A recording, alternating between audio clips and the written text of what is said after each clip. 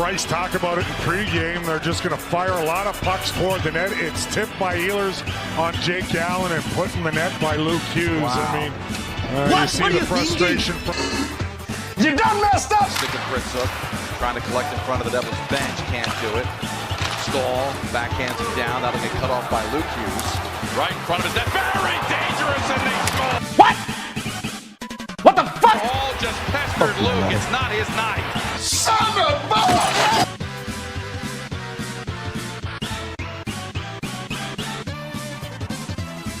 Nothing lead on the power play. Mika Zibanejad ties a franchise record. Beautiful setup for Zibanejad, and the Rangers take a 3-0 lead. Amazing. F***ing amazing. Yeah. Oh, yeah. Hey, Tom, if you could sign one NHL player to Noble, who would it be? One player right now? Yep. You know, I talked to this kid, Matthew, this young guy. He kind of has that eye of the tiger, that look that I always had. Matthew Schaefer, you heard of him? That's what I want. Clutter, you like that one, buddy? Oh, I loved it. Thank you. Woohoo! He tries to stop right in front. Didn't look like Peterka made much contact at all, Matt. It's just the next day.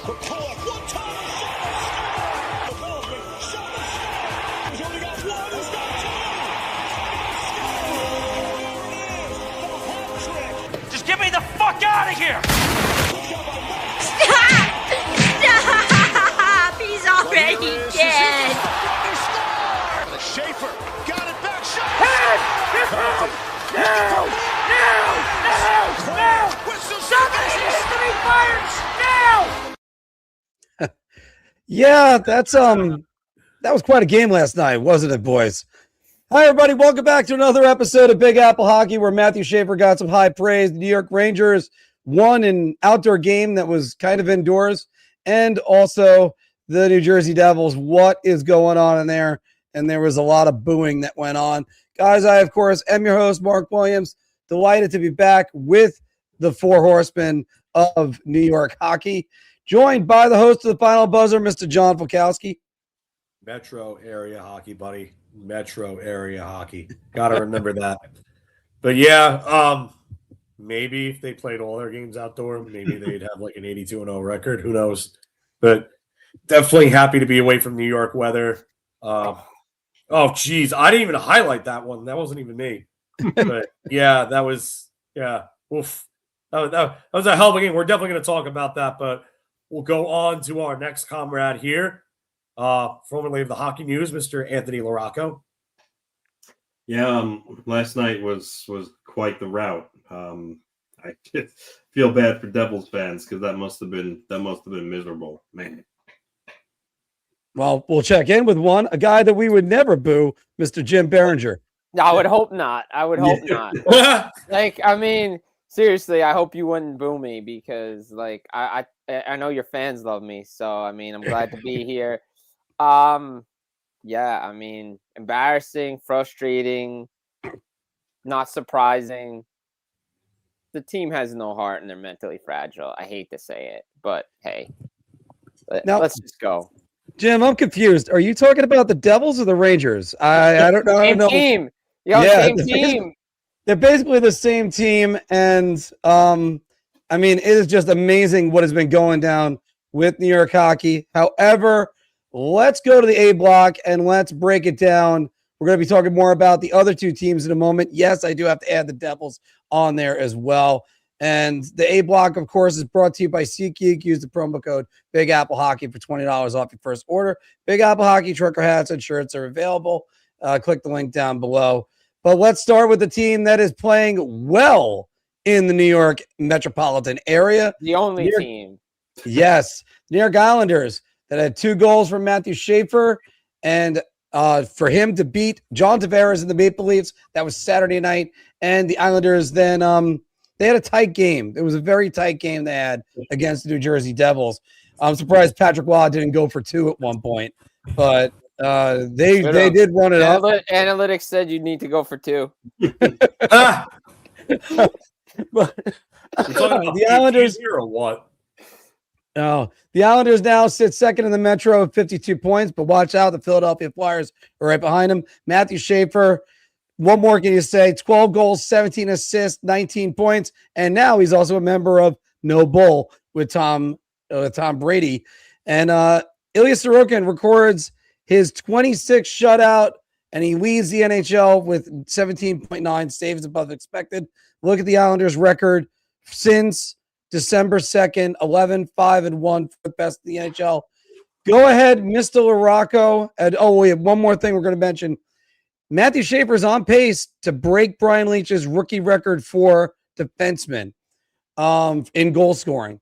So, Mr. LaRocco, are the Islanders becoming a wagon? I mean, listen, we kind of, I mentioned this last week. Back then it was just about the halfway point. Now they're officially past the halfway point. I think there's a large enough sample size where the Islanders are what they are right now. They're which I didn't think I'd say it's before the season, but they're a good team. They're legitimately a good team. They've been in second place now for at least a decent amount of stretch here, occasionally going down to third, but they're playing well. Without being repetitive, they've been doing it without some good players. Palmieri, Romanov, Horvat got hurt, came back, and now he's hurt again. He got hurt in that Utah game, which is the last game they lost. But the good news is he started skating like the next day, and he's been skating, and he's coming with the Islanders on their 7-game road trip. So there's a good chance you might see him later in the trip. So that's certainly good news. But they're just playing well. David Riddick, credit to him, he really held down the fort when Sorokin was out. He played really, really well. They didn't give him a break because they didn't want to start Hogberg, which I get it. He's not an NHL goaltender.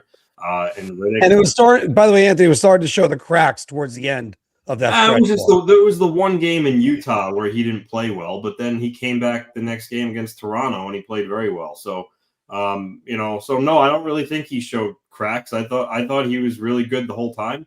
The Utah game was the game that I'm sure he wanted back, but like I said, he held down the fort.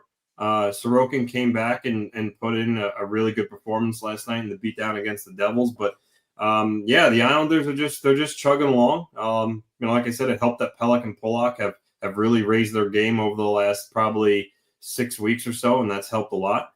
Cal Ritchie is developing. I know it was an 8-0 goal in the grand scheme of things. That didn't mean anything, but the way he kind of caught the pass in between his legs, brought it to his forehand, held off the defender, and went bar down was certainly impressive. He looks like he's getting more comfortable. And this comment right here can't be understated enough. Schaefer, the 2 goals he scored against Toronto, especially the first one was just really, really nice, where he just went around the whole team, cut wide, and tucked it in. So we could sit here all day and talk about Matthew Schaefer and what he's doing, but yes, Matthew Schaefer is a huge part of the recipe right now and why the Islanders are successful.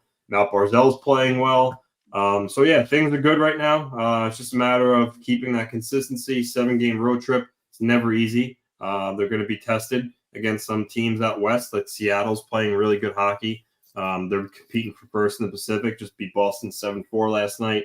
Obviously, Connor McDavid and the Oilers. The Flames have been better of late. So it's not going to be a cakewalk, but hopefully for them, they can at least come out maybe. Obviously, 5-2, I think would be really good. I think they'd be really happy with that. But I don't see any reason why they won't be able to do it. But at the end of the day, as long as they just keep playing the way they are, which is consistent, you don't see many 3-game losing streaks with them. It's they'll lose 1 and then they'll win maybe 3 in a row. So they've just been consistent. And right now they're right in the mix of things for the Metropolitan Division. So again, definitely not something I envisioned before the season started. Yeah, and Jim, you're one of the guys that said that you wanted to see what Patrick Waugh would be like with more talented roster, and this is what you're getting, right? Oh, absolutely, 100%. Like, people asked me over the summer about the Islanders, what do you think about them? And I said, let's see what happens with the offense that they're going to bring in, and we've discussed this a lot about, offense. Let's bring it in. Let's see what they can get. They've needed goal scoring. They've needed it for a while. Lou just wanted to run the same team back, and I think Patrick Waugh last year, you kind of could see it. They were butting heads.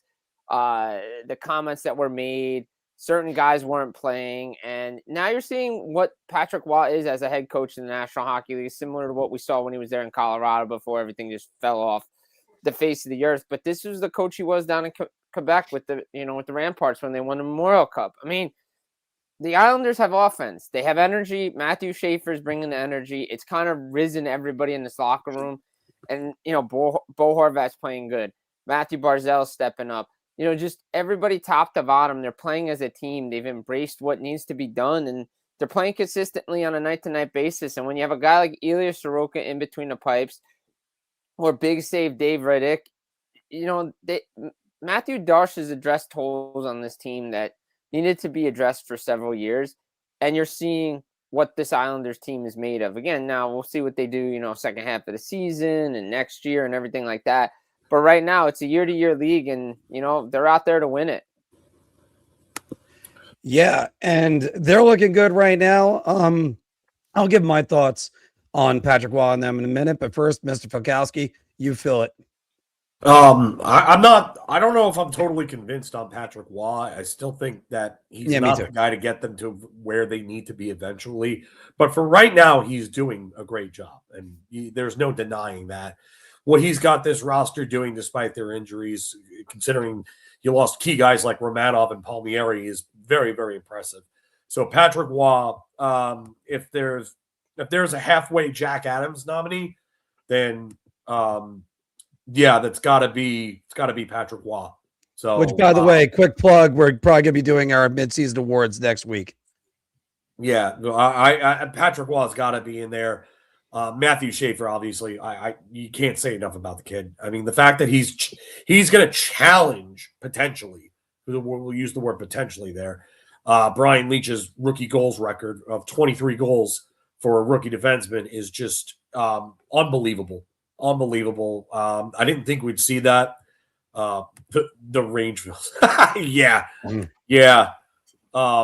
That's basically what the Rangers are becoming right now, is that maybe they should have been the team that should have had the 9-0 loss. Maybe they would be rebuilding. But anyway, the Islanders are just, again, next man up mentality. I say it every week, but it's literally that's what they're doing. That's what they're doing. And Waugh has them buying into this. And one of the scariest things is when a team believes. And when a team believes, they're capable of doing a lot more than you expect. It's the sum of the parts. And that's what the Islanders are doing right now. I mean, the fact that David Riddick gave them close to Vezina caliber goaltending in that time span, big that save, Sorokin was out. I mean, if you look, if let's just say they make the playoffs, and you're looking at, I don't know, like a second or third in the division seed. You got to look back and you got to say the most important part of that season was Riddick coming in for Sorokin. 100%. Absolutely, for sure. Yeah. 100%. So, I mean, yeah, it's when it's that. I mean, obviously Schaefer is great. I still want more from some of the other guys up front. I still want to see more from Barzal. Like I feel like I say that every year about him, though. Like I'm waiting for that. And Jim, did any of you guys see the clip about when Mike Rupp was on with Johnny Lazarus, and they were talking about the comparison between Jack Hughes and Matt Barzal? Yeah. I find that interesting. I do, because there are some similarities there. But except one guy works hard and the other guy doesn't. I think there's immaturity issues with one of them. No. I'll tell you this right now. Sorry to interrupt your time. There is one guy who wants to work hard and understands that things won't be easy. And there's another guy who came into the league when he wasn't ready, and everything revolves around him. And he is very immature and doesn't want to embrace the hard. Maybe you might be right, but I do think there's some similarities in terms of skating style of play. I think one wants to open up for people. I think the other one kind of wants to open up for himself. I think Rupper and Johnny were both right about those guys, but Barzal, I think he can be better. I think he can be better in the aspect that I think there's more points to be had, and I think there's more plays to be made. I want to see him shoot more. I really do.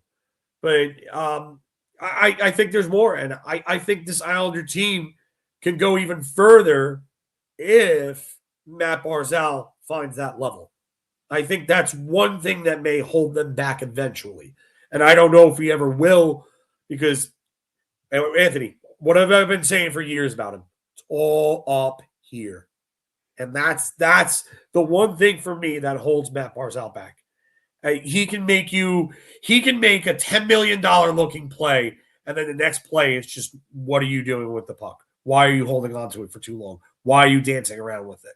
You know, but you know what? Listen, right now, playing great. Can't really say anything bad about what they're doing there.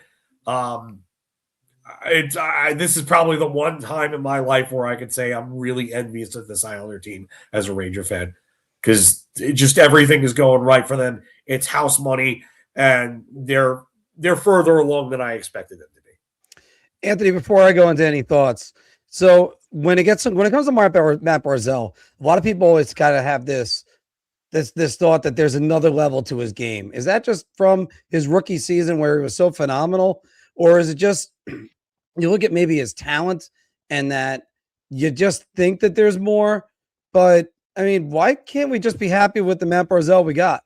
So I think it's a combination of how he came onto the scene his rookie year, 85 points, and then also when you watch him. I mean, when you watch him, there's no denying he's not dynamic. I mean, his skating, his edge work, his passing, he's flashy. So I think that's part of it. But the point totals can and should be more. But Barzal has been pretty good for them lately. He's been collecting points pretty consistently. I think he had a stretch where he had 9 points in a row.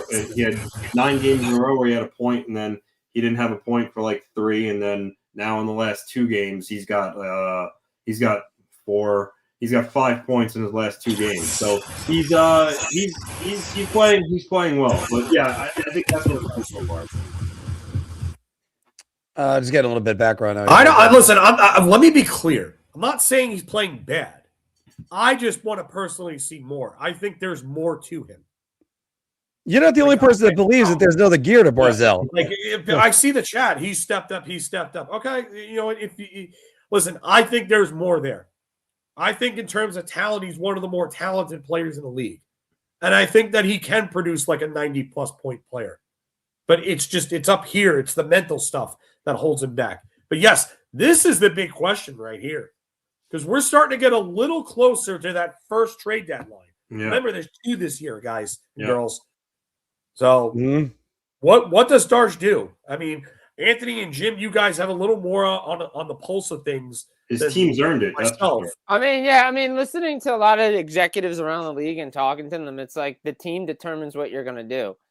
And the Islanders have put themselves in to be a buyer, right? I mean, but again, as we've discussed off air and on air, like who's really out of it right now, is gonna make a move before before February 4th. Like, I mean, everybody who's playing well outside of Winnipeg and Vancouver, I mean, like Nashville's back in the mix, Calgary's back in the mix. Like, there's really not a lot of ads that these teams can make right now. Yeah. I mean, the only player right now, I talked to Pagnotta and just also reading tea leaves from the stuff he said publicly and Friedman, it does seem like Sherwood might be getting somewhat closer to maybe something happening there. Yeah. You're right. Other than that, there's really no one selling right now. But I will say his team, Darsh, the Islanders, they've earned it. They've earned the right for him to say, okay, I'm going to give them a jolt. But again, all within reason. Kind of as Phil said, this season's kind of like house money. He's not going to mortgage the future. He's going to buy within reason. But I think they deserve it. And as much as you want to say, yes, they deserve it, which they do, I'll agree with you on that one. They already made the biggest acquisition that this team ever could have. Matthew Darsh, because I'm praising Matthew Darsh, but I want to say first, Matthew Schneider is the biggest needle mover rookie to be drafted first overall. Matthew Schaefer. Hey, you know what? I'm trying to be fast, guys, and that's it. I mean, Matthew Schneider was a good hockey player, though. We'll do. Take three. Take three. I need the clapper. All right. So take three. Here we go. We got to get that up first. Oh. So anyway, Matthew Schaefer is the biggest needle-moving first overall pick to come in right after he was drafted since probably Connor McDavid. I mean, and even McDavid having look, and how many of these? How many guys take a team from first overall to the playoffs, and they're going to playoffs? And the Islanders. Islanders. There we go. Pull the mark there. Yeah. Like, what are we doing? But that was in response to the Panarin to the Islanders. Now I got a Matthew Snyder. But first off, let me just say for the Ranger fans that want to say, "Oh, he could have been us. He could have been us." Why does mine look like that? But again, they're like, "Oh, Matthew Schaefer could have been a Ranger." The Rangers would have put him on the 7th fucking defenseman. Like, this is. Let's not kid ourselves. We're going to get to the Rangers in a second. And now, again, big surprise, they need to blow everything up. But this is something that still the Islanders already got the guy that's changed around so much. If there is some light additions that Matthew Darsh can make the GM of the team and really kind of keep them going. I mean, imagine if they got anything out of Jonathan Drouin. I think Matthew Schneider would make a great GM too. Yeah. He would. He definitely would. Mark, what'd you say about Drouin? No, I think he's great. Drouin. Yeah. He what?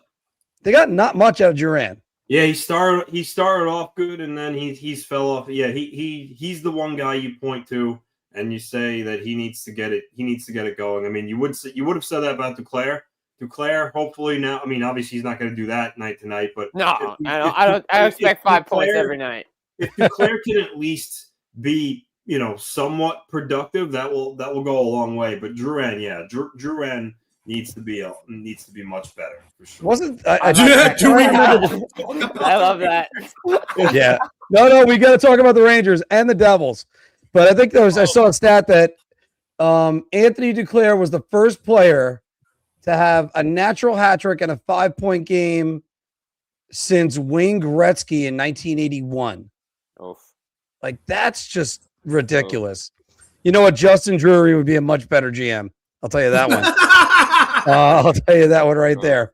All right. But, I mean, right now, as an Islander fan, you got to be thinking sky's the limit, Anthony. And you got to be thinking that this team, I mean, they're still within shouting distance of first place. You got the Flyers that are playing well right behind you. But a lot of stuff is pointing up, including, you want to talk about Vezina quality goaltending. You could talk about the Russian guy in Manhattan, but the Russian guy in Belmont's doing really well himself. So, all right, guys, let's move on.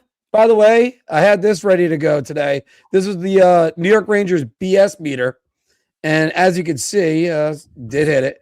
This one's sort of like in the middle today on it. I don't know. Not after those Dolan comments the other day. It was yeah. That was all that was all BS. Yeah. Glad that you mentioned the Dolan comments because here are the New York Rangers. They defeat the Florida Panthers 5-1. Mika Zibanejad had 5 points and the first ever hat trick in a Winter Classic game. However, as Jim mentioned those Dolan comments, oh boy, he still believes that Chris Drury making the personnel decisions, he and Mike Sullivan are installing a new culture into that club that doesn't happen overnight. That's right, because it doesn't happen overnight when the GM's been there since 2021. And ruined the culture last year. Yeah. And look, I won't say he's the worst GM in the league the way everybody else did, although he might be now. That's a different Tom story. Fitzgerald are on that path. And 1A and 1B right now. And of course, on Monday, the worst news: Igor Shesterkin injuring his groin. He's going to be continued to be evaluated. Any updates on that, guys? No, they've never said any sort of timeline other than that he's on IR and he's going to continue to be evaluated. So whatever that means. And Adam Fox back to LTIR. So now no Fox. Which means he's going to miss either 10 games or 24 days. Yes. And it doesn't sound like, and it might be after the Olympic break he's back. Yeah. So basically, all that is all bad news. Filk or the New York. Yeah, jeez. What kind of culture? Oh, man. Culture Club. That's great. All right. What a reference. Just hitting this one. Filk or the Rangers at the precipice of their season? If by precipice the point where they should start selling off assets, then yeah, they should start selling off everything right now. You're not winning shit without Adam Fox and Igor Shesterkin. Like, what do you want to win? The biggest mediocre piece of shit team in the league? Is that an award?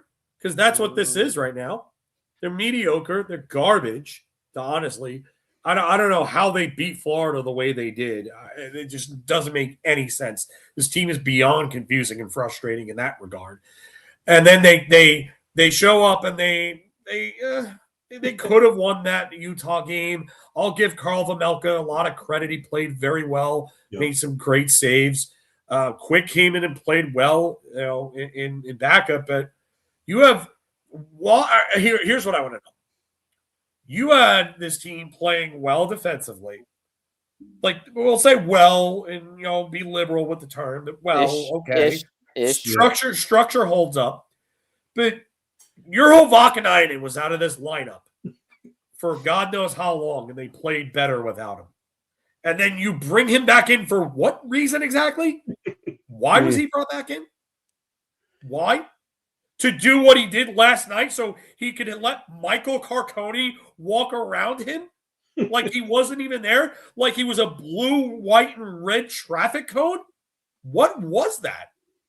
I could play better defense on a guy like him. I could. And I'm garbage compared to those guys. Tell me how Tavares says good things about anywhere near an NHL roster. You want to talk about the guys that I think of when I think of Urho Vakanainen?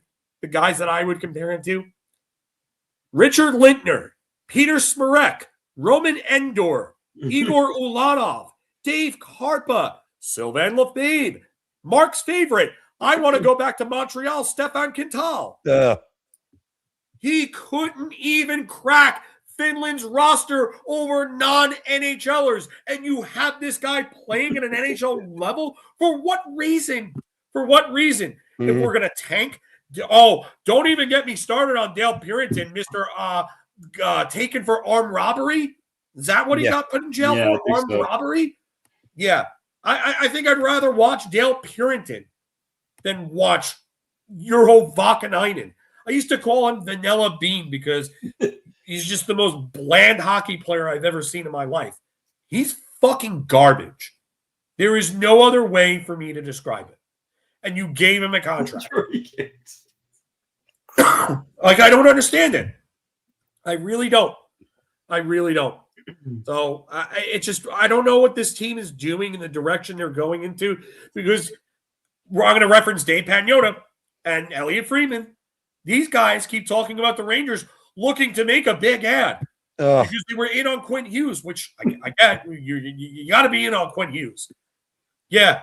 Get me a fucking Xanax right now, because that's what this team does to me. So, here's the problem. There's no direction here. If you're looking at trying to add, why are they in on Alex Tuck? Why would they be going after Alex Tuck? For what reason? You're going to add a guy that's going to be 30 years old next season?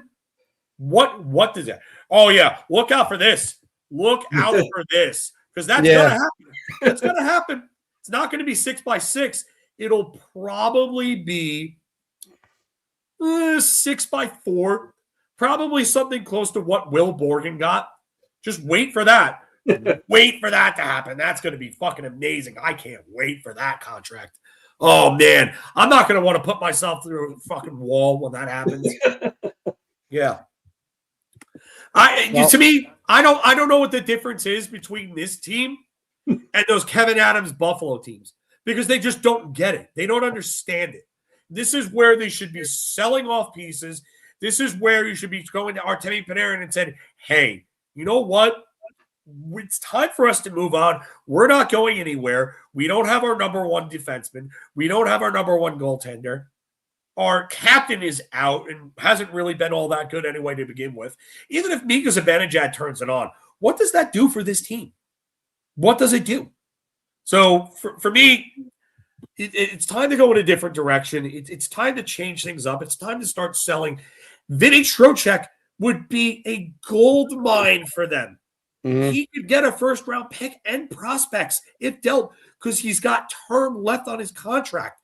And then if you obviously you can't move Zibanejad unless he waives. So I mean, you're not moving him. You're not moving Miller just after you named him captain, despite how bad of a decision it actually was. Well, it was a worse decision to bring it back, but that's a different story. Yeah, and Trocheck would be the best center available right now.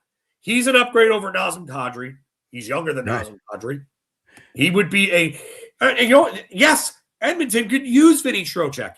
Edmonton could use a guy like that. And yeah, and you could get multiple firsts. And that's the thing. This is what this team should be doing, but they won't because they're stupid, because they're dumb, because they are the textbook definition of insanity. They do the same stupid shit over and over and over again, and they don't learn their lessons. So it's a vicious cycle. Suck, make bad decision, go around, repeat. Suck, make bad decision, go around and repeat. That's what it is. So, and this might be the worst part of it all. This might be. So, enough ranting for me. I went nuclear. I'm waiting for someone else on this panel to go nuclear on their team. That's coming. We know it's coming. I'll tell you that. But first, Mr. LaRocco, are the Rangers about /LaGreca nice rant from you? That's what I want. You never want to see anybody hurt, and I hope that Fox and Igor get healthy soon. But this is the best thing to happen to Chris Drury, because now he has the excuse to be like, okay, my two best players are down. Let's just start over. Let's sell the pieces. Let's trade Panarin. Just trade anybody that's not bolted down to the floor. Get whatever assets you can, and start to actually infuse some young talent. Restock your prospect system. And that's the way to do it. So he has the opportunity to do it, but sadly for our Ranger viewers out there, I feel for you, because I feel like Chris Drury's not going to do it. I feel like he's so tunnel vision, short-sighted, that he's short-minded. He's going to look at the standings, big Rangers are only what are they? 4 points out of playoff spot. They have 46 points, right? And so deceptive. Yeah. We're still in this, and just drag this out. That's the worst thing they could possibly do. So hopefully right now with Igor and Fox out, they lose a bunch of games. And then have them be forced with the reality of, okay, we're going to miss the playoffs for the second year in a row. Let me do this the right way now. And I've made this comparison before. Lou Lamoriello, I'm sure he's having a cappuccino right now, smoking a cigar, doing something. But on his way out, he recognized Nelson wasn't going to re-sign. He refuted his attempts, and he got Cal Ritchie for the Islanders, and he's a big piece moving forward. The Rangers need to do that with Artemi Panarin. You move Panarin, and you get a prospect that you could start to build your team around. You need something to feel good about. And there's no reason why Chris Drury shouldn't do that. Panarin, he holds all the cards. He has a no movement clause. But I'm sure there's a team that he would say, okay, I'll wave to. Would it be Anaheim with his friends? Only problem with that now is Anaheim's lost, 7 games in a row? They're falling down the standings. So 1-7-2 in their last 10. But they could use an Artemi Panarin. Yeah, Drury needs to strip it down. They could use an Artemi Panarin. Yeah. That's another one. Yeah, they could. When Fox and Igor out, this is his chance to do it. And if he doesn't, honestly, I think it's a fireable offense, because the writing's on the wall. All 4 of us have seen this since last year. He's not re-signing. Panarin's not resigning because if he did, he would have done by now. Yeah. It would have been done by now. And He's not staying. Last thing for I love how you guys call them the blue teamers because it's so true. They won an outdoor game in a which they haven't lost. They're 5-0 outdoor, 6-0 outdoor game now. Yeah. That win over Florida, don't let that fool you. That didn't matter. That didn't matter. You still need to go ahead with the point of retooling, and he has a perfect opportunity to do it right now with these two guys out. Well, we need some wisdom to be from Josh and Smokewater, all like spot on. Yeah. And Florida is improving, and right now I think they're in a playoff position. Oh, they're just outside of it now. Yeah, because they're of last hovering. night. Great Who reference. I mean, Florida's right on the cusp of being back in the playoffs, and Matthew Tkachuk is right around the corner. And look, I agree with what Phil and Anthony have said. Like, at this point, you need to do it right. Fix it the right way. Like, do it right the first time. Right. Like, you had a chance to do it right the first time, but false expectations, false hope, and all this stuff from 2020, the COVID season, 2021, you have an unstable owner that doesn't know what he's talking about. He thinks that Drury's the answer, patience, all this. Where was the patience with the other guys that put out a letter that sold off all the assets? You were moving in the right direction. And instead you decided to hot shot a championship and try to get a championship run out of this core that it obviously isn't going to be there. This team has tradable assets, and it starts with Artemi Panarin, because at this point, unless they get a deal done before both trade deadlines and both breaks, he's not staying. And why would he? And why would this team want him back right now? Like, I know he's their best point producer, but at some point you have to trade assets. You can't let guys walk for nothing. Like, to me, like, you need to move them. Like, you need to move Panarin. Trocheck you need to listen to. If we're talking about the Calgary Flames listening on Nazem Kadri, who wants to be there, and they have a UFA and Rasmus Anderson, who's probably going to get moved, then you have to listen to all your players. And the distractions of last year continue to creep in. And Anthony's right. You have your goalies out, your best defenseman's out. It's time to look in the mirror and face facts. You're not a playoff team. You weren't a playoff team at the beginning of the year, and that's the way it is. Yeah, well, we'll still go with that one. Without getting much into details, and by the way, whenever you need wisdom, always go to the guy in the rocking chair that's down below. But I was going to say the Seeker next, actually. That was my next reference comment. Oh, you know what? They might as well be Tommy, deaf, blind, and dumb, but at least he can play pinball. I mean, this is still one of those things with the Rangers. This is the worst of both worlds. The Rangers are going to lose Fox and lose Shesterkin, so they're going to lean heavily on a 40-year-old goaltender and hope that they can still do something with that power play, which has been abysmal the time that Fox was out. Remember when they were using Panarin as the point man? Yeah, that's not going to really work. And then on top of it, so the Rangers fans are going to have to watch mediocre hockey. And now we have excuses for Chris Drury to go, look, it's not my fault. You built a crap team to begin with. But we're going to say right now, the way the injuries line up and everything that happened, they still have the worst point percentage. This is a perfect fit, too. Oh, go right back to Carolina. But they have the worst point percentage in the Eastern Conference. Right now, Columbus has 2 games in hand. They win them both. Then the Rangers are the worst team in the East. Because, you know, the next team that's right behind them is also Ottawa, who's 1 point behind. They got 3 games in hand. This is not a winning team. This is not a playoff team. This isn't even a fringe team. But they got the best goalie of all time. Shut the hell up. You have no idea what you're talking about. Absolutely none. Because you know how many games Henrik Lundqvist played out of playoff contention in his first 12 years? 0. And he played with the worst team, worst stars that couldn't score, and at least that they could buy in a little bit to Tom Rennie. This team throws every coach it can over the bus and under the bus, and Mike Sullivan is actually doing a good job.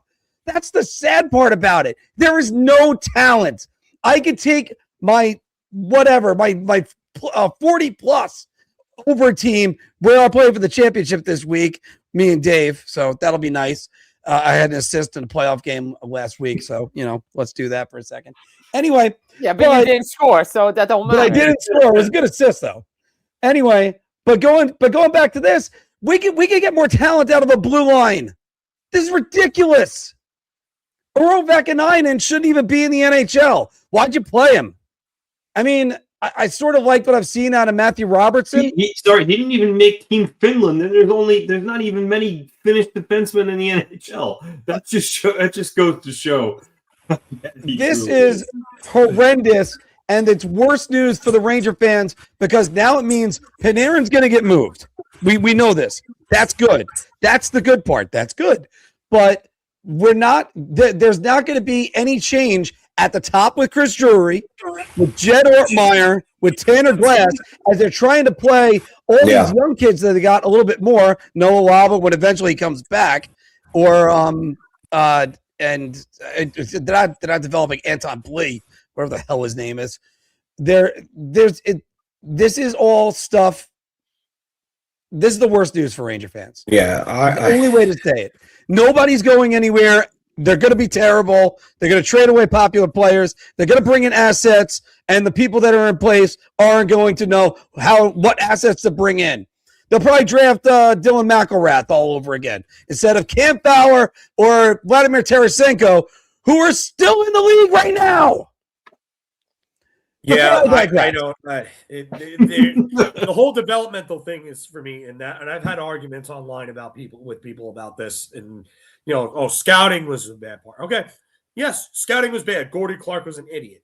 Like we all know that now. Gordie Clark thought he was the smartest man in the room. Thought he had the second coming of Evgeny Kuznetsov because he saw friggin' Vitaly Kravtsov play for the same tractor team that Evgeny Kuznetsov did. He's like, "Oh, look, another Evgeny Kuznetsov." No, asshole, you were wrong. You were wrong. That guy was nowhere near as good. You thought you were the smartest guy in the world, and you were wrong on a lot of your picks. You took a swing on Keandre Miller, who is still a developmental project-type player. What, 6 seasons into the league now? Yeah. 20, 21, 22, 23, 24, 25, 26. Yeah, this is his 6th season. That's the problem I have with this. And you don't have to worry. Ryan Whitney still says he'll be a beast. Yeah, okay. Yeah. So it's the drafting and developing by the New York Rangers has been abysmal. They don't know how to do it. They finally got a skills coach this year for their team. Like, I mean, really, it took you this long? No, Mark Ciacchio's still there. I know. Hold on, Anthony wants to make this point. Yeah, I just went to Tankathon and I hit Sim Lottery and it came up with the Rangers. Maybe that's a good omen for you guys. Yeah, they're going to ruin another number one pick. They would ruin another number one pick. If they're in the top 4 and they don't come away with one of McKenna, Tynan Lawrence, Keaton Berhoff, Ivar Stenberg, I am going to go nuclear. I am going to lose my shit, and I'm going to find whoever it is and launch them out of a cannon into the sun at hyperspeed. And that's going to be it. Kind of to go further into your point, Anthony, it doesn't matter. They could draft Gavin McKenna, put him on, as I said, the 5th line, and be like, "You got to earn your ice time, kid. Don't worry, we got to go with this kid, Ryan Strome. He's going to really show us something." That's how stupid that organization was. You're a developmental league, and then you went. You muted yourself, Mark. You muted yourself. I hit the mic again, so sorry about that, guys.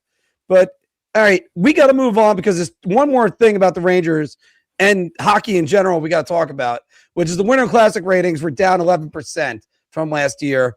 Jim, I'll start with you. You were there. You were covering the event. And great pictures, by the way. Love the Larry Brooks pictures. Oh, that was the best one. That was the best one for me. Was the memorial they had in the press box for him. Look, I was there. I loved it. I thought it was great. The fans enjoyed it. I think a lot of people. There's a lot more better press now coming out of it. Everybody was crapping on the event because all they did was react to practice photos and when they were putting everything together. Like, to me, it was a great event. The roof open, fake snow, everything's great, and I loved it. Like, and I I'm a fan of going to hockey and it's being played in 62 degrees. Like, I really am. I don't really want to freeze my nuts off anymore. Like, I really don't. Like, I've done it. I liked it. I liked being in Florida. I wish I was still there, Phil. You're a lucky bastard. But I'll be back there for the Stadium Series, so I can't wait to go back there. However, I'll say this. I think the NHL, the ratings are going to be the ratings because no matter when this game is played, you're going up against football, college football, whatever. The problem is for me, it's not on broadcast television anymore. Yeah. It's on cable. It's on TNT. Look, I love Biz. I love what those guys do, the whole panel. They do a great job of hockey. Somehow CBS has to be able to simulcast this game or one of the networks has to be able to simulcast this game because it's the only way these ratings are going to go up again because people aren't going to flip over to TNT all the time. That's the issue. And the other big issue is I discussed this with multiple people at the event, mostly writers, but a couple of people at the inside the league. We had the discussion of starting games on time. Like we had the big discussion about starting games on time. You can't have an 8:00 game start at 8:30. I'm sorry, you can't do that. Yeah. Like you can't do that. The game started at 8:30. What does baseball, football both have in common? When they say the scheduled start time is 1:00, it's 1:00. Like that's first pitch, that's kickoff. It's a minute or two after, but it's not 25 minutes after. All their pregame stuff is done in the pregame. So if your game is starting at a national televised game is starting at 8:00, right? Say for instance, your warm up better be 7:15, and the anthem and all that other stuff better be done, but right, and then puck drop happens at 8:05, and you're set. Yeah, Anthony, what does the NHL need to do to fix the Winter Classic? Honestly, I think I know why they moved it from January 1st because they didn't want to compete with college football, but I think they need to go back to that because how many people are home on New Year's Day. They were out New Year's Eve. They were out. They got hammed. You spend your New Year's Day on the couch and you watch the game. More people are home. They play it on the 2nd at 8. People are out. They're doing things. It's not. I personally, I think that's what they should do if they want to get ratings back up. Put it back on New Year's Day. Put it at 1:00. And yes, like you said, put it back on network television. I know NBC. I think if you kind of did those things, then I think maybe you see a little bit of an increase. But this was suggested to me, Anthony. It says, why don't you flip the opening night week? So remember how ESPN has the opening night games always? Yeah. Give that to TNT, and you take the Winter Classic so you could put it on ABC. Yeah. I think that's a much better idea too. The other thing that they have to start doing, they have to start getting rid of repeat teams. The Rangers should have never been in it. I'm sorry, but this team has been asked for a year and change now. And there's no reason why they should have been in it. Oh, well, you were trying to recreate the Eastern Conference Finals from 2023-24? Why? You had it so long to decide these teams. Why were they the team? Florida, okay, yes, I get it. Defending Stanley Cup champions. Why were the Rangers in it? I think you know what they should have done this year for the Stadium Series and Winter Classic? Home and home for Florida and Tampa. Run those two teams for both games. Could have done that. The rivalry, I think the rivalry is there. Competitive and redundant at that point if you do a home and home. Yeah, but the rivalry, that rivalry down there would be good. I agree that should have been the matchup. I highlighted Brian's comment before. That should have been the matchup. It absolutely should have been the matchup. You have to start exposing different markets on a more grand scale. That would have been a perfect opportunity to get Florida all the attention that it needs. They're the hot topic team. A Florida team has won how many of the last Stanley Cups? Four of the last six. 4 of the last 6.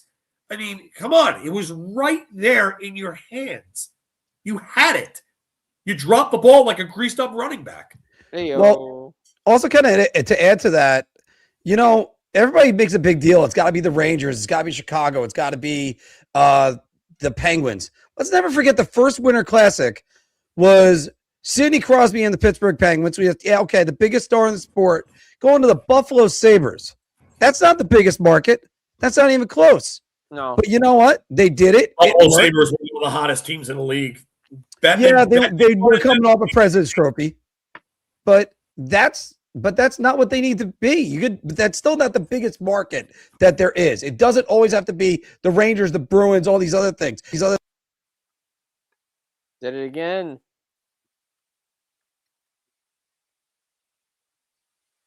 Mark. Come on, Mark. You're muted. Sorry, my cord sucks. I got to get this fixed. Anyway, but in any event, they need to start using different teams.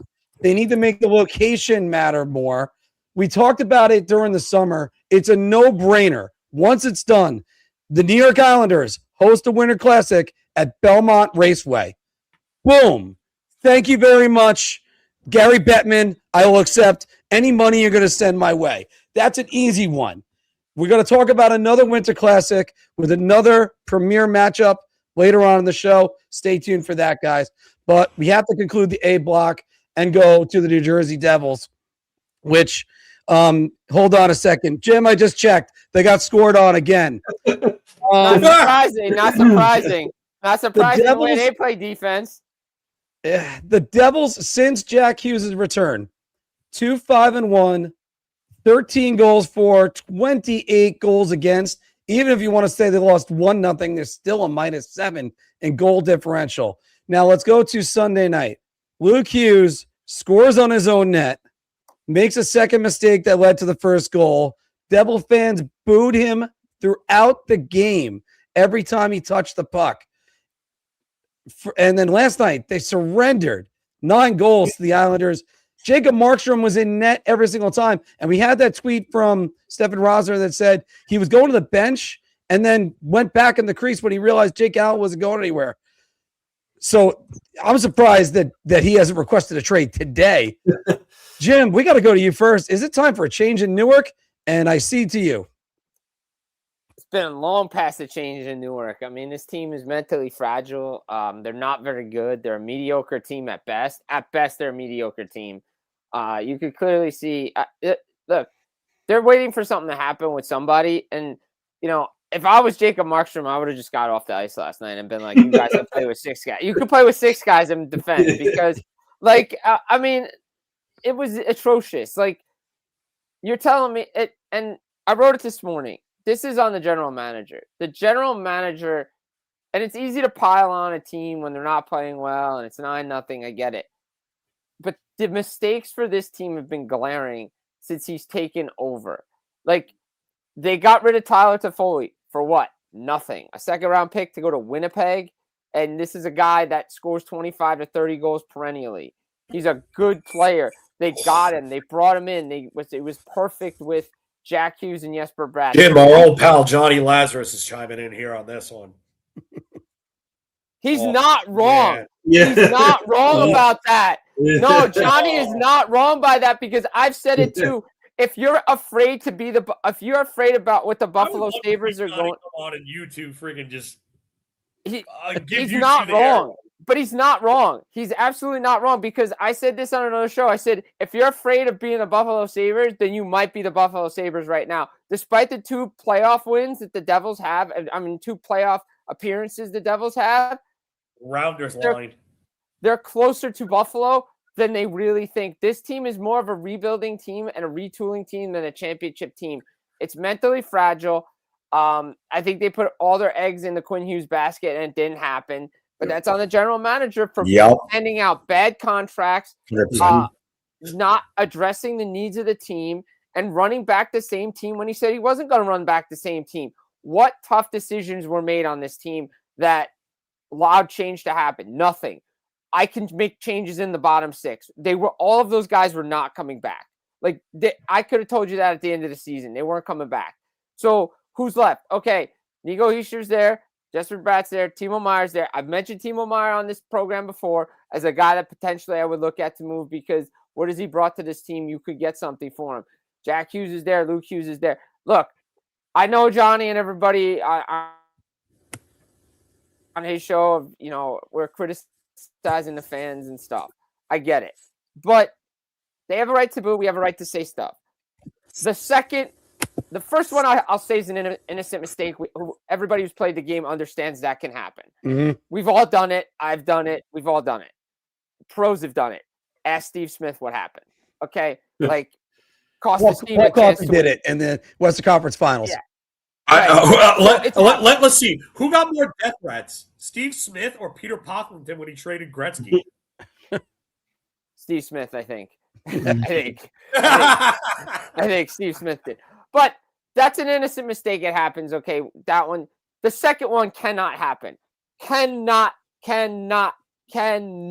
happen. You cannot take the puck being pressured and go in front of your own net. Cannot happen. Hockey 101 says you either go behind your net, reset, or send it hard around the boards as possible and get it out of the zone when you're being pressured. That is an inexcusable mistake that should have led to a benching and a shift off. Should have led to it. But the New Jersey Devils are afraid to punish the Hughes brothers, are afraid to do it. The organization is afraid to do it. And Johnny can agree with me or disagree. I really don't care. They are afraid to do it.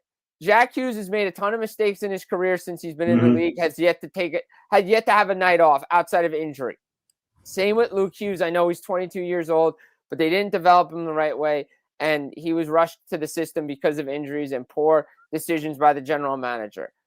The New Jersey Devils I was told, cannot win with Jack Hughes, and I 100% believe it. And the more and more I look at Nico Hischier's facial expressions, the more I'm thinking he ain't staying in New Jersey for the long haul. As much as he's the captain of this team, I would not be shocked if he leaves. Look, that's nothing I've talked to anybody about it. That's just me having an opinion about the matter because I feel like he's being undermined a little bit.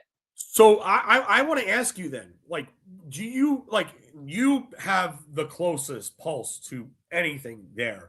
Do you think that they are close to making any such sort of move? No. Whether player, whether front office, whether coaching, whatever. I don't sense it right now. I just don't sense it. Like that last night should have sent a message to somebody saying, hey, somebody needs to go. Who needs, I tweeted it out. Thank you for the retweet. As much as I get on Lou Lamoriello for being cheap Lou and the contracts and all that stuff, look, I did. There were guys he didn't want to sign, but he put his stance down and said, I think you're X, you think you're Y, you can go someplace else. Okay? That's the that led to Patrick Elias leaving for the Rangers. Right, and I think Lou was like, all right, I got to keep this guy. This is my guy. Like, I drafted him, I developed him, I got to bring him in. I got to keep him. Right? But Gomez, he let walk out the door. McGillney left. All guys left. But he wasn't afraid to shake up the apple cart when his team that he had expectations for changed things. He changed things. He fired Robbie Batorik with 7 games left. Yeah. He fired Claude but that was with kind a game left. Also threw a bench on the ice, dude. Right, I understand that. A fucking bench on the ice. I get it, but he wasn't afraid to make a coaching change or any type of change when he felt his team needed it. And the Devils, he's done it. Yeah, twice Lou has fired someone and replaced them with himself. Right. So the Devils need to do something to change this mix-up here. This core has to be looked at. And I said it, and I've written it, and I'll keep saying it. Tom Fitzgerald has contradicted himself to the media, and I know people want him to talk, and that's fine because 7 general managers and presidents in Canada. By the way, Brad Treliving in probably one of, if not the toughest hockey market to be in, addressed the media twice, tripled down on his head coach. And I agree with what he said, though. The part I agree with is this. I can bring in 5 new players, and if we don't play the right way, things aren't going to happen. He's right. That is completely correct. The New Jersey Devils need to embrace that it's going to be hard, and it's not easy. And there's too many guys on this team that think it's going to be easy and aren't willing to pay a price. I'll just say this. When Sheldon Keefe got brought in, and everybody was like, oh, well, all the Devils fans online, gave me shit because I bashed that hiring to no end. And I said, this is not the guy. You want to have a flashy little fun offensive team that flames out in the first round of the playoffs? He's your guy.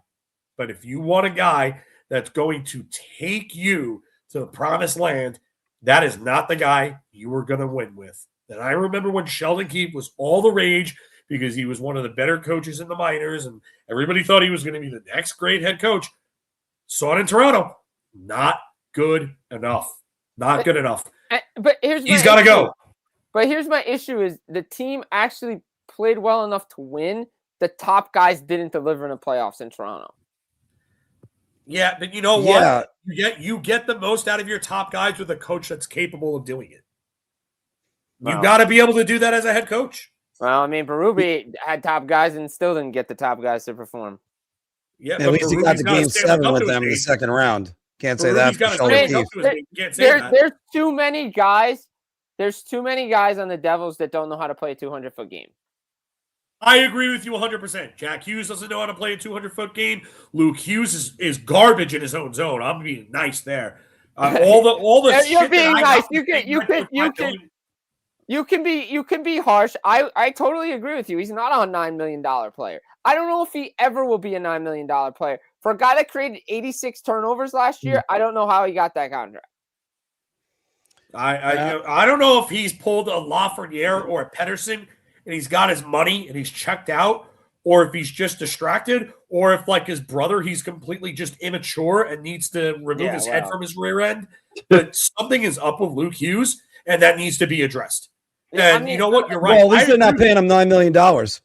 They are scared. Oh. I agree with you. They are absolutely scared shitless to punish either of those two guys because they're afraid that those guys are going to go, I'm going to Paul, well, I don't want to play here anymore if I'm going to be held accountable. Good. That's what I think is, that's what I really think is happening there. And the Devils are the Rangers of this year. Too many distractions in the room, too much immaturity, too much getting in your own way. Look, everybody can laugh and be whatever, but that was a big reason why the Rangers were what they were last year. There were too many distractions, too many trade trades, guys in their own heads, contracts, all this stuff. And don't tell me missing training camp isn't a big thing. It's a big thing. It is huge. Yeah. It's a huge thing. Huge thing. Hi, JT Miller. Hi. So, to me, there are a lot of issues with the New Jersey Devils. It starts at the top. If they run with this through this road trip, because they play Pittsburgh tomorrow, then they go to Winnipeg and Minnesota. If this continues, Sheldon Keefe and or Tom Fitzgerald will not make it to Newark next Wednesday night. Well, wow. Okay. Oh, that's a soundbite and a half. I love it. It's the same thing I said about Lindy Ruff when they had that embarrassment in LA on that road trip when he got fired. I'm like, how can you allow him to come back to to Newark after that? I agree with you. Well, I mean, part of it's going to be who they're going to replace him with. And, their former coach, Pete DeBoer, is still out there. They're not bringing back. The issue is you can't bring back Pete DeBoer because then it makes the point of what Johnny and I have said. Then you are the Buffalo Sabres. Yeah. Well, it's sort of like the only thing worse would be if you have an assistant coach that is a former head coach of yours less than 4 or 5 years ago. Anyway, but Anthony, I gotta ask you. Put my head through this damn table, dude. All right. Well, in order to help with that, Phil, 2 words: Hugh Jessamine. Anthony, shut up. Anthony, don't you remember a couple years ago when Tom Fitzgerald won the offseason and the Devils were going to usher in their dynasty? Yeah, it seems like forever ago. He's the guy that kind of talks a big game, and I feel like he hasn't delivered. This is a general manager that has some pretty talented players on his team, and he hasn't been able to make the right corresponding moves to fix their issues or get them over any sort of hump. So he's going to be on the hot seat. He's going to be on the hot seat. Sheldon Keefe is going to be on the hot seat. And, I know in hockey and sports shouldn't have like a total knee-jerk reaction for one game. But when you get smoked 9-0 by your division rival, like something has to happen. Even if you just, I don't know, you shake it up, like you send someone down to AHL and you call someone up. At least pretend like you care. I mean, the Devils. That was totally embarrassing for the organization last night.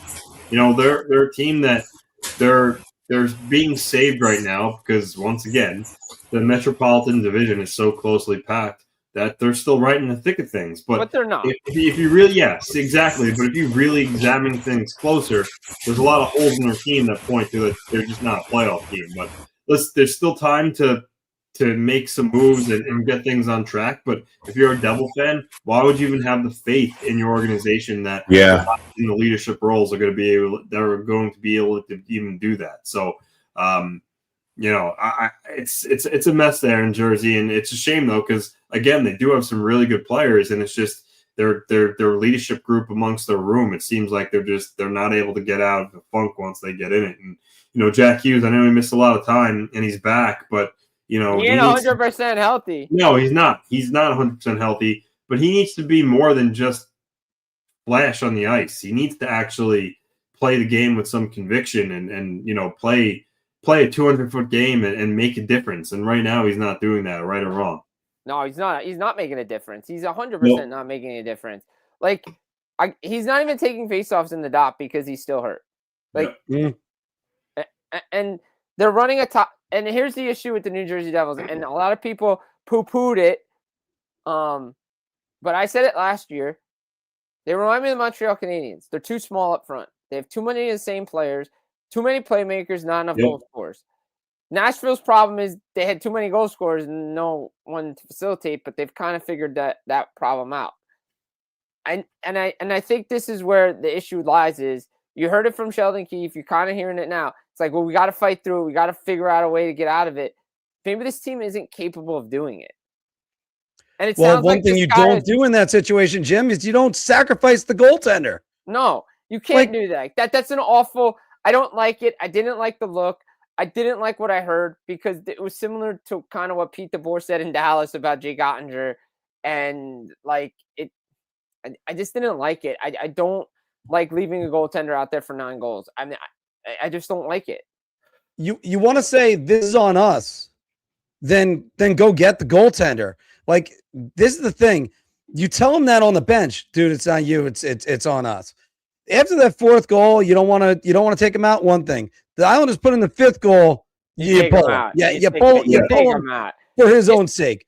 Because you stop the bleeding at 5 because you just the team didn't play well defensively. They haven't played well defensively all year.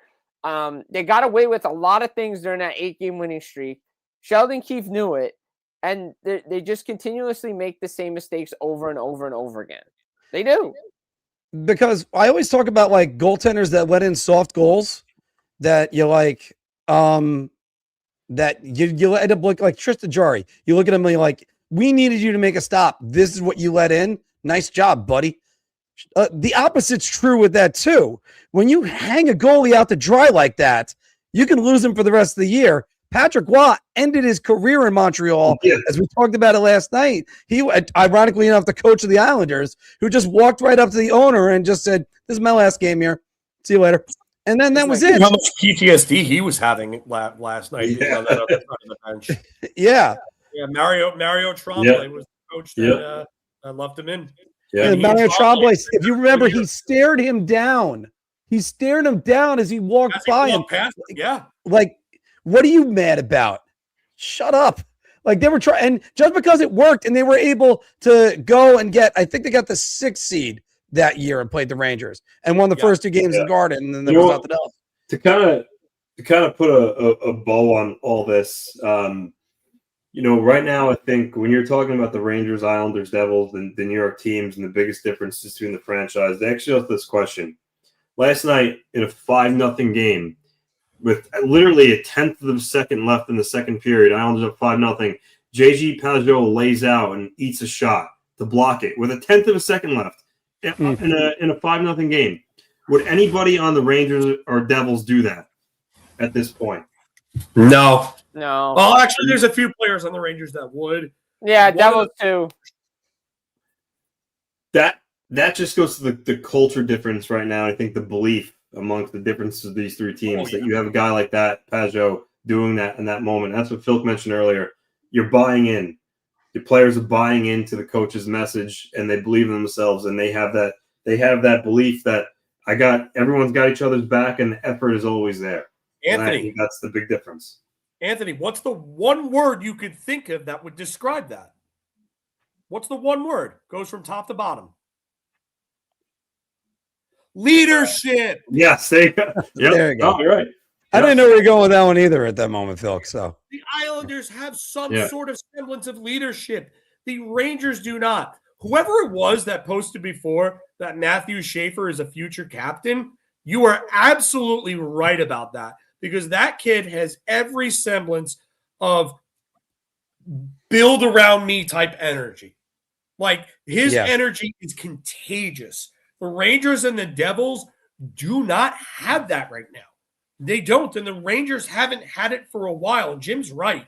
Send Timo Meier out to whoever is willing to the highest portion of that contract possible. The issue with the Devils is right now, Phil, they cannot retain a damn cent. They can't.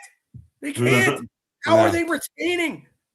How would they retain on that? You would have to take a bad contract back in that. Yes, you'll get assets for him, but you need to move on from him. You need to get more picks. You need to restock the cupboard. And the guy that's at the helm, Fitzgerald, cannot be the guy making those decisions the same way that Joe Shane and Chris Drury cannot be making decisions for their respective teams anymore. Which, by the way, it's funny that Phil says that, because more of that's coming up in a minute.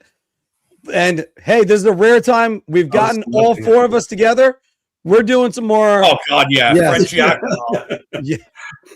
All I'm right. still waiting for Avery Zaretsky to tell me how Lafreniere is going to break out and become a superstar in New York, while he sits there and coasts through just about, I would say, 85 to 90% of his games. Yep. How's that working out, Avery? Please. First off, no, that's not going to happen. But we do have all four of us together to start NHL Bar Talk, so let's get to that right now. Let's kick it into high pace. Grab your mates, it's time to unlock NHL Bar Talk. Layup, get the damn hoop. We go shot here. The easiest I've ever had to answer. I'm actually going to go crazy. I'm going to buy everybody around. We're all in this game, let the good times shake. And welcome back, everybody, to Big Apple Hockey's Bar Talk, where we're gauging our confidence on NHL topics based on our choice of drink. So confident that you buy it around. So I'll have a beer. Oh, God, I need a shot right now. The way every single Ranger fan and Devil fan has to say about that. Play along down in the comments below. As usual, Wing Wednesdays over at Boss Brokers. Come on down, 40-cent wings, $2 tacos, $4 Miller Lights, or Yingling pints. Since I have Anthony right now, because Anthony, you're going to be dropping off for a little bit, right? In about all right. 20 minutes. Good. Since we have you right now, let's get to the Islanders topic first. You look at the New York Islanders, they're 29th in the NHL on the power play, 15.9%. And Steven Stamkos, third in the NHL since 2021 with 67 power play goals. The Islanders should target Steven Stamkos. So does this stem from when LeBron and Johnson did a dual article together in The Athletic where they listed players and they each gave their destination? Chris Johnson kind of got Islanders fans riled up when he said Islanders for Stamkos. LeBron said Devils. But, Johnson just cited that Darce's connection to Stamkos from his time in Tampa Bay and the fact that, as Mark, you laid out, they're bad on the power play and they can certainly use them on the power play, especially at some injuries. So I get all that. That all makes sense. And as what I said to you guys in our group chat, the Islanders, due to their injuries, can put Palmieri and Romanov on LTIR and afford to take Stamkos' salary back without any retention, which would be attractive to Nashville. Now, with all that said, I mean, the Islanders, I do think Darce is going to buy, but do you really want to get a guy who's 35, who up until a few weeks ago looked like he was out of gas? To me, I think it's a little bit it's a little bit risky. I think there's maybe someone that's a little younger that they can maybe invest in. Because you never know with these guys. He's hot now, he's playing better, but he could fall off a cliff next year, and then you're stuck with his cap hit for another year. So for me, I'll say I'm hovering between shot and beer. I'll say beer, but I do think that Darsh is going to make an addition. I just don't know if it's going to be an older player like Stamkos. Phil, what do you think? Who owned the Chiefs? Sorry, what? First, who owned the Chiefs? Who owned the Chiefs?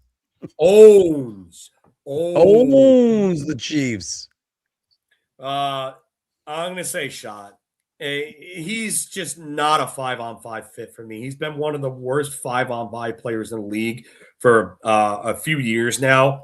I know he had that 40-goal, 80-point season before he left Tampa for Nashville, but he was playing with much better talent around him. I just don't think he fits the Islanders in terms of a fit. And maybe the faster up-tempo speed that they play with could help him, but I just don't see how he fits at 5-on-5. I think a guy like Sherwood fits them like a glove, to be honest. I get being kind of wary of that asking price and what Vancouver is looking for, and I totally agree with that. But Steven Stamkos, the only thing for me that he would fix on the Islanders is their power play, and that's it. And I don't know if I would want to add an older player with a lot of term left like Stamkos, unless Nashville is willing to retain like half of that. And I don't think they're going to be willing to do that.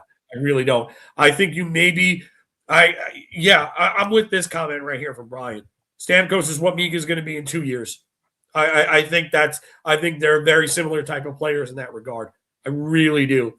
So, I mean, listen, you could say this, and maybe he is a one-hit wonder. Maybe he is David Clarkson 2.0, and he's looking to cash in on a great year. But I think he's a much better fit than Stamkos for sure, because at least you know that he's not going to drag you down at 5-on-5, because Stamkos is he's abysmal there at this point. They should be looking elsewhere.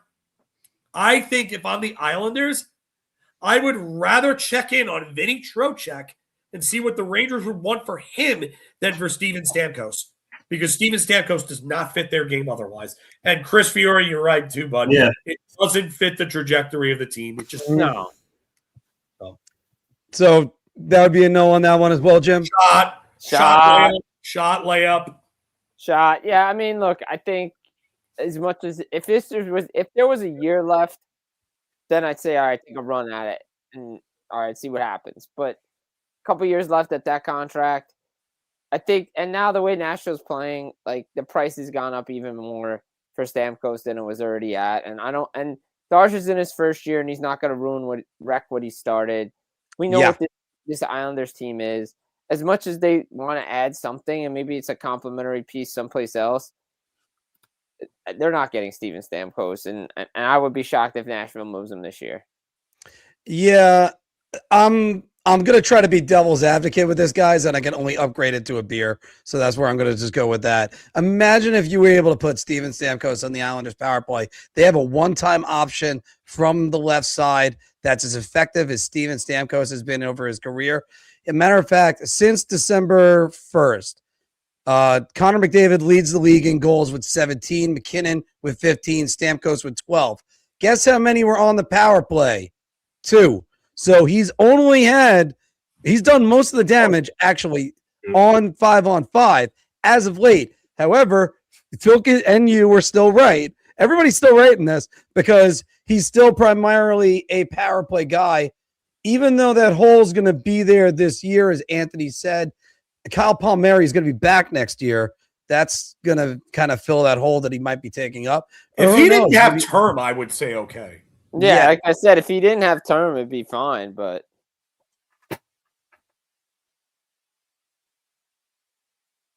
muted.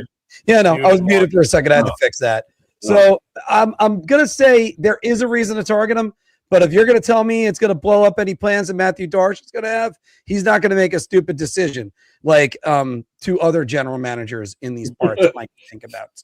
All right, let's go back to one of those general managers and talk about him. You look at this tweet from Big Apple Hockey. This was from me. Guys, this is what I shared in the group chat before, that it was right there. That the New York Rangers haven't won 3 in a row, more than 3 in a row all season long. Shut out 8 times. Their best stretch was 9-5-2, with 4 of those wins being in shootout or overtime. They should not be adding anyone. They have a lot more work to do as a playoff team. So the question is, Phil, I'll start with you. The New York Rangers have to sell off a big piece before the Olympic roster freeze. Yeah, this is get the hoop. Get the hoop.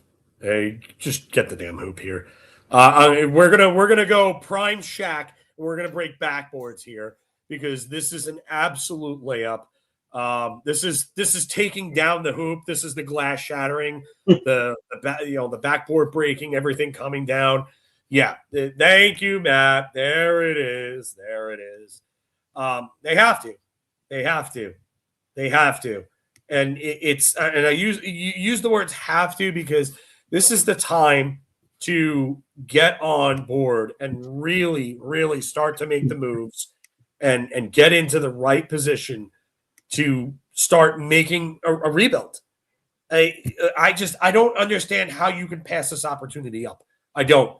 Other than the fact that this management and this front office might think that this team somehow, because these standings, is close enough or is good enough to be a playoff team. Oh, we're not letting up a ton of goals. Okay, you're not scoring goals either. Shesterkin and Fox are out. You weren't winning with them either. Nope. I mean, really, and this is the scary part. They passed it up last year with Igor. You dealt Trouba away. You sent the message that this Coors run had ended. What did you do? 3 hours later, you announced an extension, a record-breaking extension for your goaltender. So dumb in so many assets and so many levels. So I hope this is not the case. I really hope this is not the case. But if there's a time to trade Artemi Panarin and get the most for him, it's right now. If you want to explore the market for Vinny Trocheck and see what you can get for him, the time to do it is now, because those would be the 2 best pieces available on the market. Maybe Rasmus Anderson, you could say, would be another great piece. But Vinny Trocheck has a 12-team no-trade list. You can move him, and you know what? Yes, it did not reset the goaltending market. Thank you. Thank you. Let's just make that clear, because that's what all the blue teamers said that it was going to do. It hasn't. You're wrong. You're all wrong. But the cap's going up, Phil. Yeah, cap's going up. But yes, they need to do it now. And you could get more now if you pull the Jim Rutherford early bird special. It has to be now. This is now. This is happening now. We're in now. Jim, what do you think? Are they going to sell up a big piece before the Olympic roster freeze? Should they? Yes. Will they? Yeah, I get it. Yeah. Do they have to? Have to is the key words right there. Yes, they have to. Get it. Just lay up easy. Like, this is it. Swoosh City. Like, yeah, you have to do it. Like, walk it in. Like, that's it. Yeah, you have to do it. Like, and it's beyond the point, right? Like, if you think about it, Panarin, UFA, if you knew he wasn't going to resign as of July 1st, then that's it. Look, we've seen other players sign take their time and everything, but those players would have been re-signed already, and it's time to, all right, because guess what? Him and Alex Tuck are the 2 premier players on free agency board right now when we get to 2026 free agency class, because there isn't much else out there. And if I'm him, knowing him, he's going to want to go to free agency and test it out. So if that's the case, you got to get something for him. And if I'm Chris Drury and the Rangers, I understand hesitancy because of points and everything. Time to do it. Time. It's time. It's been long past time. By the way, Jim, nice to see that you hit the light on, because with the shadow on your face, it was. I felt like you were about to break out. I can hear it calling. The sun's coming in. The sun's coming in and out of my office. So yeah. Anthony, so the Rangers have to sell off a big piece. I'll just play devil's advocate, Mark. Isn't this not technically a layup, because they could still do it by the trade deadline and accomplish the same thing? There you go. That's why it's not technically a layup. Yeah, that's what I was thinking. Listen, I've said they should sell. They absolutely should sell. And if they don't, it's a travesty. But if they don't do it by the roster freeze, they could do it by the trade deadline. They're not married to doing it before. As long as it comes before the NHL actual trade deadline in March, the same thing will be accomplished. They stripped it down. So I don't. So yeah, I'm not going to say round. I'll say beer. I think there is something said into pulling a Rutherford and getting your work done earlier. So that is definitely true. But they could just, as long as they do it by the NHL trade deadline, it accomplishes the same thing. So I don't know if this is actually a round in the essence of the actual question. I got to tell you, Anthony, and you hit the nail on the head. That's why I'm going beer on this one too. And define what a big piece is. If you're talking about it being Vincent Trocheck, or potentially, there's no way it would be JT Miller. Just using that as an example. No. And maybe Mika Zibanejad. They're all going to the Olympics. There's actually danger in there. Who knows? Somebody might have a Christian Ruutu. Yeah, from that aspect of it, yeah. But, right, a Tomo Ruutu, not Christian Ruutu. Yeah. Christian Ruutu much better. But somebody might try to injure them. Or they have a John Tavares where they get injured while they're there, and that blows up the season. But Artemi Panarin isn't going to the Olympics. Artemi Panarin is staying home. By the way, who knows what he's going to do when he's home? Why'd he take the phone? But there's not the risk with Panarin, because he's not playing hockey for 3 weeks. Yeah. You could trade him closer to the trade deadline without any risk. However, I like I said before, I'm going to go beer on this one. And I do think they need to start a rebuild. And what they also need to do is make sure Chris Drury has nothing to do with it. All right.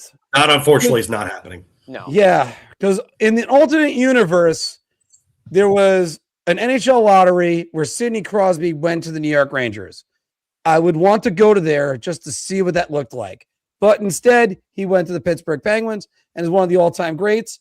But you look at him this year, 24 goals, 23 assists. He's right now 16th in the NHL, and he feels like he's my age, but he's not. He's only 39 right now. No. Yeah, is he 39? He might be 39. I blanked for a second. I got to double check that. But you look at all these numbers. The Pittsburgh Penguins are in playoff position. Evgeny Malkin's been out. What other talent do they really have on that team? So, Jim, let me start with you. Sidney Crosby is a top 5 MVP candidate. This season? Yeah, absolutely is. Yeah, not even close. It's not. What he's doing, it's not even close. Whatever you want to put, layup, shot, whatever, don't matter. Beer, whatever, don't matter.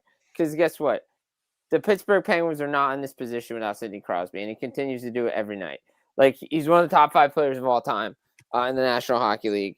It's clear as day that you could clearly see what he's doing is absolutely magical with this team.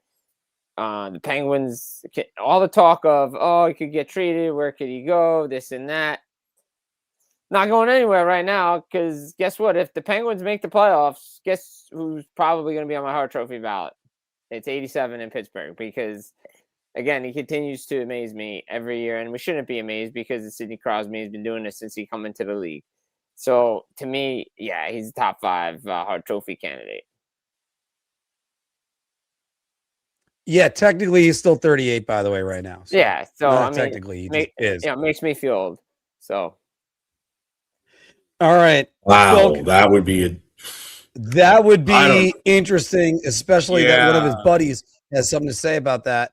Phil, is he a top 5 candidate to you? Yeah, I'm gonna have to say beer. This is gonna be a crazy take from me, but I don't know why Brad Marchand's not getting enough talk. I really don't. Like, what he's doing in Florida is ridiculous right now. With the injuries that they have, yes, I get Sidney Crosby's got less talent around them than Brad Marchand does in Florida. But not having Makachuk, not having Alex Barkov, not having all those guys, Brad Marchand is if I had to pick 5, I'm not sure if Crosby makes it because I'm looking at McDavid, I'm looking at McKinnon, I'm looking at Celebrini. I've got to look at Kucherov and what he's doing in Tampa Bay because nobody's talking about him. He's 4th in the league scoring with 61 points in only 38 games. Like, that's really good, considering Tampa has dealt with their own rash of injuries. So, for me, Marchand has got to be right in there. Crosby would be in the mix, but I don't know if I could put him in my top 5 for sure. I don't. I really don't. Listen, a ton of respect for Sidney Crosby. What he's doing is incredible. I don't know if I have him in my top 5 of all time. I think I have him somewhere between like 5 and 6 and 10, maybe all time. But I got to tell you right now, like, there are definitely some worthy candidates right now. So I'm gonna say Beer, just because you can make the argument for him. I'm not saying that you can't make the argument. I just think that I might go in a different direction just because what Marchand is dealing with right now, and they're very close to the same age. I think Marchand's a year younger than he is, if I'm correct. I think he's 37, Crosby 38. Yes, that's actually right. But I think with all of the injuries that Marchand is dealing with, and the fact that they've played a ton of hockey over the last however many seasons right now, Florida, because you got to remember the amount of games that they've played is going to catch up at some point with them, just like it did with Tampa Bay in 2022. So Marchand, for me, I would probably put him over Crosby, but Marchand's I think really Marchand would be my guy over Crosby there. But again, you can make the argument for Crosby. So it's a Beer for me. I think what hurts Marchand is that similar numbers are being put up by Reinhart. So that's probably one of those things. I agree with you on Marchand because Marchand is he's been electric. Here's the argument against Reinhart, though. Reinhart has not put up the numbers he's put up in the last couple of years. That's correct as well. And part of that has to do with the fact that there's no Alexander Barkov. You look at the other MVP candidates. Connor Bedard gets a little bit of a ding because he's been out for the last few weeks. Celebrini is right there. I think he's an MVP candidate. You got to look at Nathan McKinnon, who's leading everything now, or was leading everything until Connor McDavid decided to throw his hat in the ring and say, you know what? I'm the best player in the game. We all know this. I was just letting you think that for a little bit. And he ends up getting in there. Filk, wow, it ends up being tight. That's why I have to go to Crosby only being a Beer. I love what Sidney Crosby has done this year. You cannot say enough of what Sidney Crosby has done this year. But you look at it, Malkin's only played 26 games. And Malkin has let's see, he was over a point per game. He has 29 points in 26 games. Crosby has 47 and 41. Do you know the next person to him in points is? Brian Rust, 36 points. And the next person to him in goals is also Brian Rust. He goes from 24 to 16. Crosby is still blowing everybody away. He's still doing this. He's a guy. Yeah. I would love to do the video. Imagine the alternate world where Sidney Crosby went to your team. Because, I mean, it could have been everybody, but at one point. But there is the alternate dimension that's out there, the multiverse that's got that. But I always love to throw this one out there. Phil, who was drafted right after Sidney Crosby? It was Bobby Ryan and then Jack Johnson. Correct. I still can't believe Jack Johnson didn't even mention in the same breath as Sidney Crosby. Oh, they were teammates at they're really good friends, but they were also teammates at Shattuck St. Mary's. Yeah. And yeah, they were also teammates, obviously, with the Pittsburgh Penguins. Jack Johnson was there. Phil, let's go back to Saturday's game. We talked about it before on the Islanders side of it. Let's talk about it from the Maple Leafs side of it. Because Austin Matthews scored his 421st goal for the, versus the New York Islanders on Saturday to become the Maple Leafs all-time leading goal scorer. He only did it in 665 games. Wow. Can't say enough about that. But obviously, we know about the lack of playoff success. You look at Austin Matthews in his career in the post-expansion era. Austin Matthews is the greatest Leaf in the post-expansion era. Round. I hate to say it, and no disrespect to Matt Sundin, who was an incredible player, just a walking example, the epitome of class. I think of the three greatest Swedish players ever. I think of Peter Forsberg, Nicholas Lidstrom, and Matt Sundin. And I think of the two classiest players I think I've ever seen in my life. I think of Matt Sundin, and I think of Nicholas Lidstrom, whose nickname was the perfect human being, and for very good reason. But Sundin was class, just nothing but class. But look at this. Austin Matthews has had at least like 4 or 5 seasons that Sundin couldn't approach. And yes, different times because Sundin played in the middle of the dead puck era and then came out of the lockout.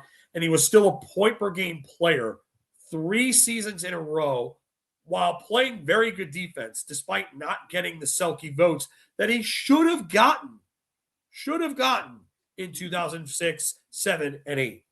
So I love Matt Sundin, amazing player, but Austin Matthews, 60 goal seasons, multiple Rocket Richards, an MVP. Who was the last Toronto Maple Leafs player to win the Hart Trophy before Austin Matthews? Wow. You have to go back to a Mahovlich, maybe. Yeah, you're going back to the original 6. That's amazing, and that's why you have to say the post-expansion era on this. Look, I am one of the bigger Austin Matthews fans you could probably find. If I got a USA jersey, I might want to get an Austin Matthews. I think I might want to get a USA jersey this time around. I just don't know who I want to throw on there. Matthews would be a good guy to go throw on there. After all, eventually when I end up in Arizona in my life, I think that's probably where I'm gonna end up. Oh God, I found it. The last Toronto Maple Leafs player to win the Hart Trophy before Austin Matthews, Ted Kennedy in the 1954-55 season. Oh Jesus! Wow. Wow, man. Wow. So I guess you know what? Before I could finish my answer, and he came in really in the nick of time to save me. Jim, is Austin Matthews the greatest Leaf in the post-expansion era?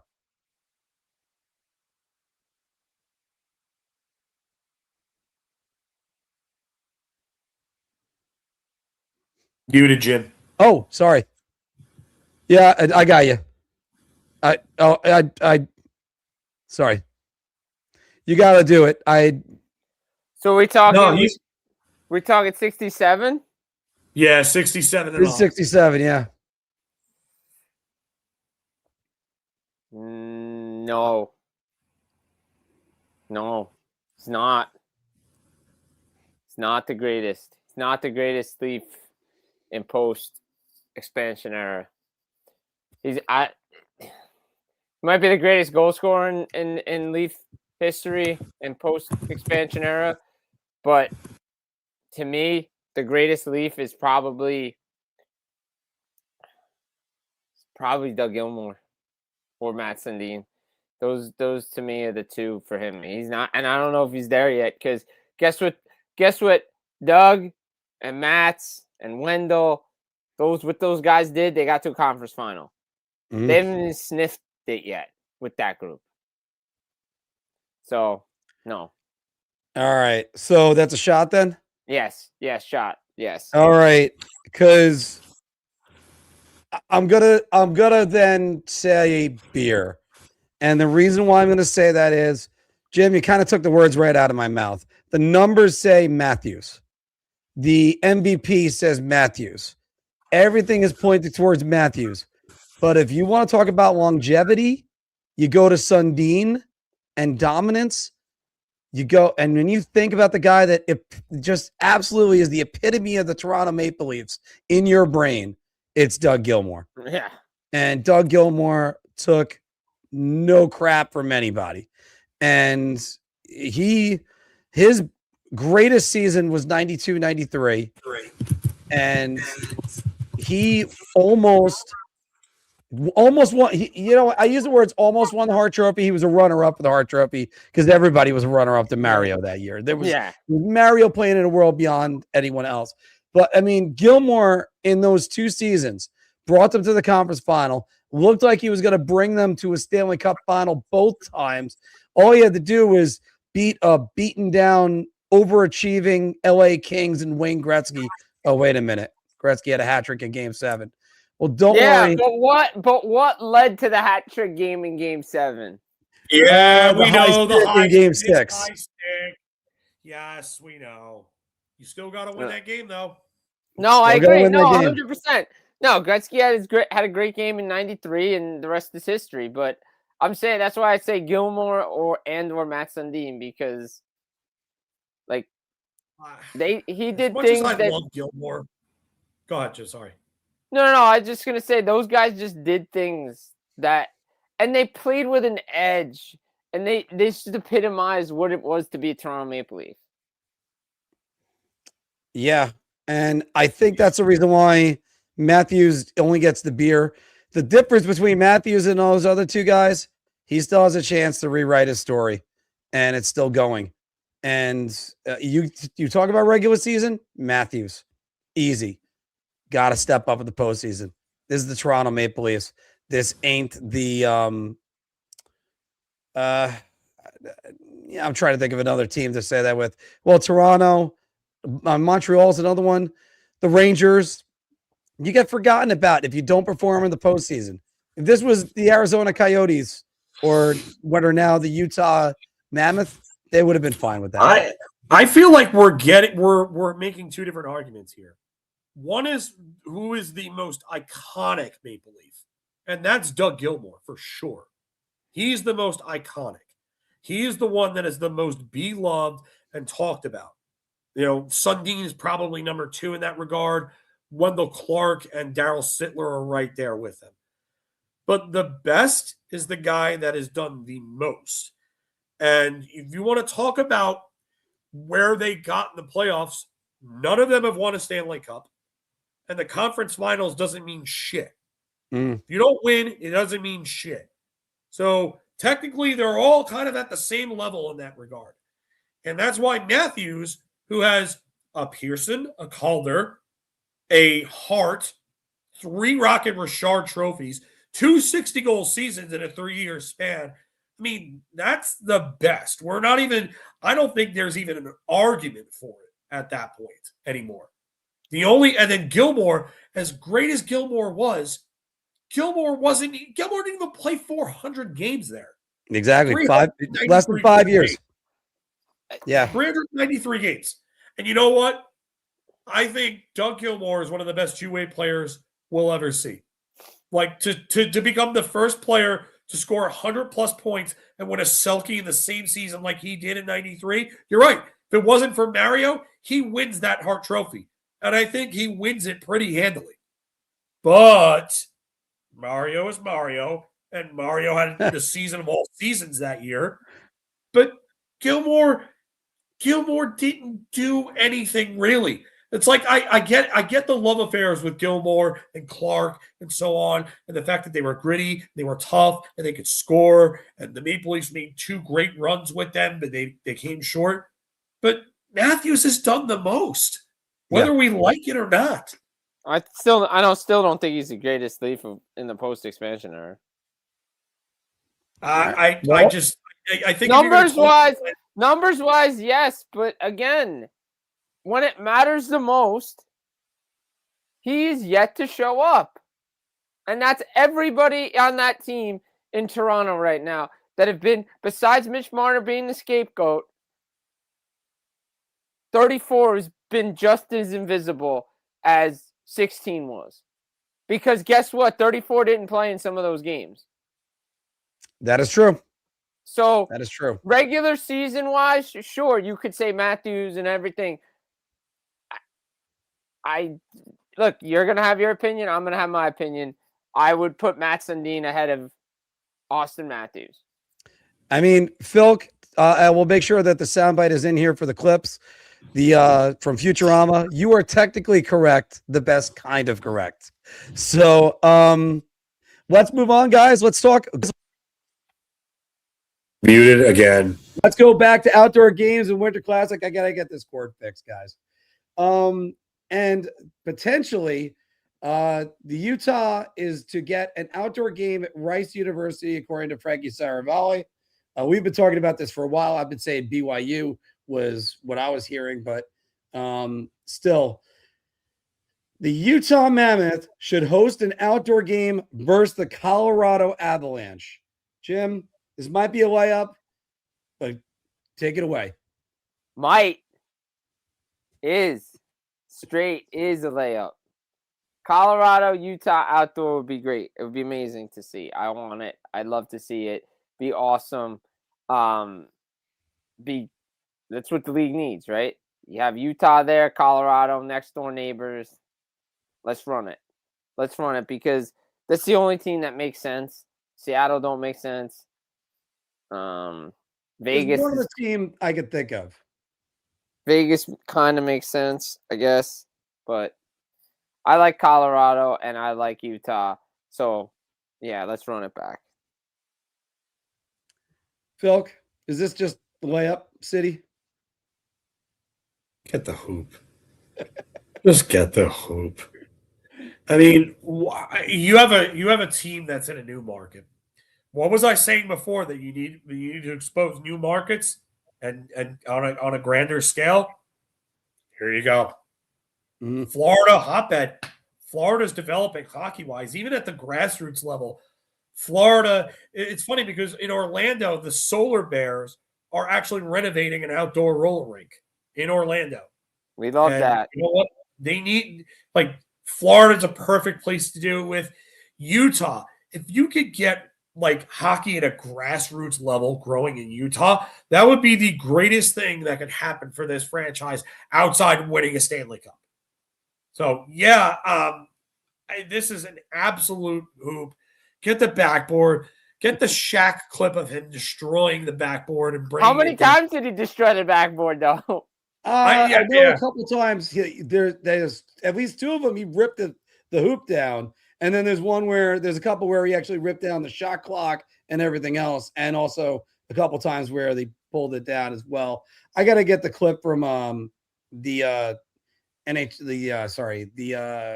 NBA EA game back in the 90s where he did that because that's shakalaka. Boom shakalaka. NBA Jam. Oh, it's still one of the best. Yeah, this one's an easy layup for me, and this is right here. Look, Vegas is the only other team I could think of that would generate the interest. Vegas quickly has become both popular and hated in such a way that the Toronto Maple Leafs are going, oh, what? How did you guys manage to do that? But that would at least draw the interest. Look, again, not only the new markets, but this is one of the rare times that where you can actually schedule the superstars to go in. You can get McCarr, you can get McKinnon. So you have the best of the best going outdoors in Utah, hopefully in snowy weather. And then they depends on when the game is played. Yeah. Just let's get this game going. Hell, let's schedule it right now. I mean, look, I joked because everybody's going to have the sarcastic tweet. Hey, we're going to be outside in the winter climate. Last I checked, Utah can get pretty warm too. Yes. I would have put it maybe in Boise State. Imagine doing it in Boise State with the blue field, on the blue turf. That would have been awesome. It would have been awesome. I mean, I would have loved that. You know, seriously, Gary Bettman, you should hire me. I could come up with more things. Let's go to the blue turf. Well, a feel-good story for a while, guys, was the Anaheim Ducks. But unfortunately, they've hit a hard slide. 1-7-2 in their last 10. They've fallen from first place in the division all the way out of playoff position. And right now, you got to ask the question, Filk, the Anaheim Ducks will miss the playoffs.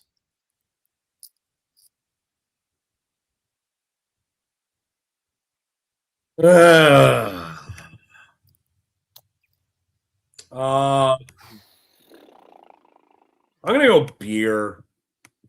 It's possible, but I just think there's too much talent here for them to. I know in their last 10, 1-7-2, including a 3-game losing streak, it's not good. But I just think there's too much talent. And I know Leo Carlson had that super hot start to the season, and he's 30th in league scoring right now, so he's fallen off a bit. But I still think that they can get there. Chris Kreider, you're starting to see why the Rangers got rid of him. You're starting to see it. Like, the guy is just super inconsistent. And I know, Mark, you're the guy that's the fan club, yada, yada, yada. Yeah, president of the Chris This Kreider guy fan club has cooled off significantly. And it's to a point where, I mean, he's on pace technically for maybe 30 goals if he's lucky. But what he has done in his last, I don't know, however many weeks, this guy has fallen off. And that's why Kreider had to go. That's why Kreider had to go. So for me, I do think they're going to need him to get hot. I think they're going to need their secondary scoring to be better. But I do think there is enough talent on this team where they will find a way to get through.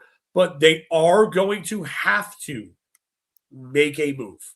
They're going to have to make a big move in order to make it work. And I can see that happening. So, yes, they can, but it's up in the air for me. That was a beer for you, right? Did I put it up?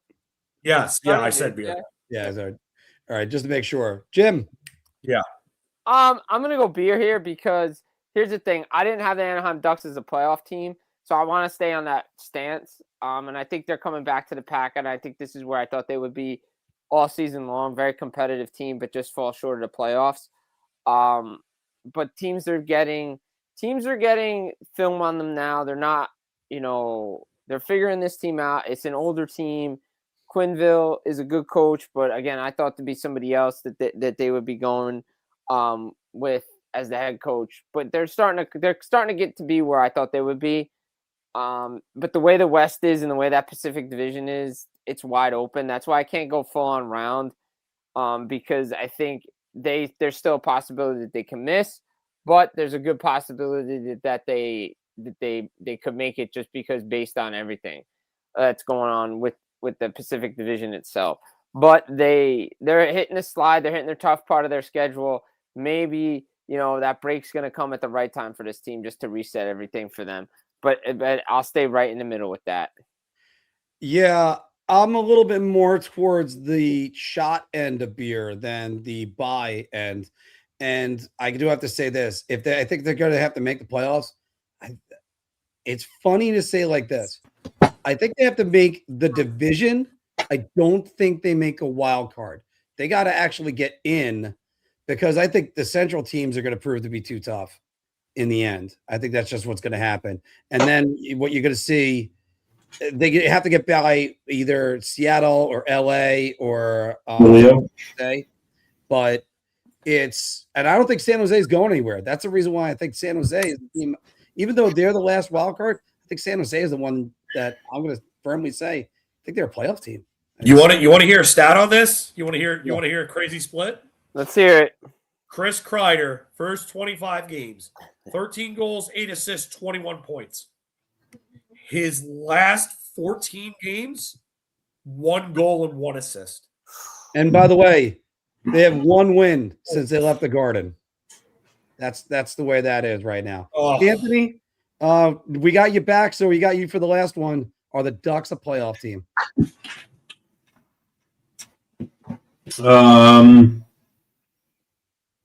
Or the Ducks will miss the playoffs? I'm sorry, I have to phrase it like that. I mean, I know they're really sliding right now, but I mean, if you look at the teams that are, I mean, you got, obviously you got Utah, you got Nashville, which I don't really believe in. St. Louis, ditto. Chicago, ditto. Calgary, ditto. You know what? I'm gonna say shot. I think they get in the playoffs. Right. Okay, yeah. I want to make sure you have the terminology right. Yeah, I'm gonna say shot. I like them. I still like them better than Seattle, even though Seattle's playing really well right now. So I think they can. I mean, after all, we're only talking 2 points. They're 2 points behind Seattle, 3 points behind Vegas, and I'm not really in love with the teams below them. That like I just mentioned, Utah, St. Louis, Calgary. So yeah, I'm going to say shot. I think they find their game and they get in. Well, again, this has just been. Whoops, flipped you over right there. But this has been a hell of a playoff season for all these teams that are involved, like in the East and in the West, and we're still heating up. It's amazing. We said it was going to take shape around Thanksgiving, and we're past Christmas into the new year, still hasn't completely taken shape. No. And certain teams still are delusional to think that they can make the playoffs. But let's move on, because I'm actually completely on cloud 9, guys. We got all 4 of us for the pick'em segment. So let's go. I've got a gut feeling. You want me to do 2 things? Yeah, well, that's just like your opinion, man. Now shoot! All right, because we have the Big Apple Hockey Pick'ems, where we're actually going to just make our selections. You got to pick one of the choices. That's it. One day I'll come up with a better intro than that. But let's start with this one. Jim, who is the bigger Olympic snub, Mark Scheifele or Jason Robertson? Jason Robertson. It's not even close, in my opinion. Jason Robertson is top 5 in goals, top 10 in goals right now. Like, the Team USA needs goal scoring. They lost by a goal, right? Like, I don't care what Billy Guerin thinks about the team that lost at 4 Nations. You lost by a goal in overtime. Kyle Connor wasn't playing. There was no Cole Caulfield. There was no Tage Thompson. Jason Robertson needed to be on this team, and it's a shame he's not, because Bill Guerin has a certain style of player that he wants, and he's holding size against certain players. Robertson, Caulfield to a T. So yeah, not surprised Scheifele isn't there, just because Team Canada and they have a lot of they're so deep. But Team USA, to me, that Robertson should have been there. I'm sorry, he needed to be. Over certain guys that made it from the Rangers. You're already taking the words out of my mouth when it gets back to me. Anthony, you agree with that? Yeah. This Robertson. I mean, he's amongst. I think he is the highest leading American scoring player, right? Well, at least when the rosters came out, I checked he was. He had the most points of any American forward. But I mean, regardless, yeah. I mean, this is a guy that should have been on the 4 Nations tournament team, and the fact that Guerin is bringing Trocheck, Miller, and Nelson, who I love, again over Robertson is crazy. It's lunacy to me. I don't understand it. And as Jim said, yeah, Scheifele is a snub, but at least Canada is so deep you can understand. Okay, well, again, it's hard to pick at from their pool, but Robertson not on it. Come on, no. Phil, you think it's yeah? I gotta go Robertson, because there's no world for me that JT Miller, Brock Nelson, and Vinny Trocheck should have made this team over Jason Robertson.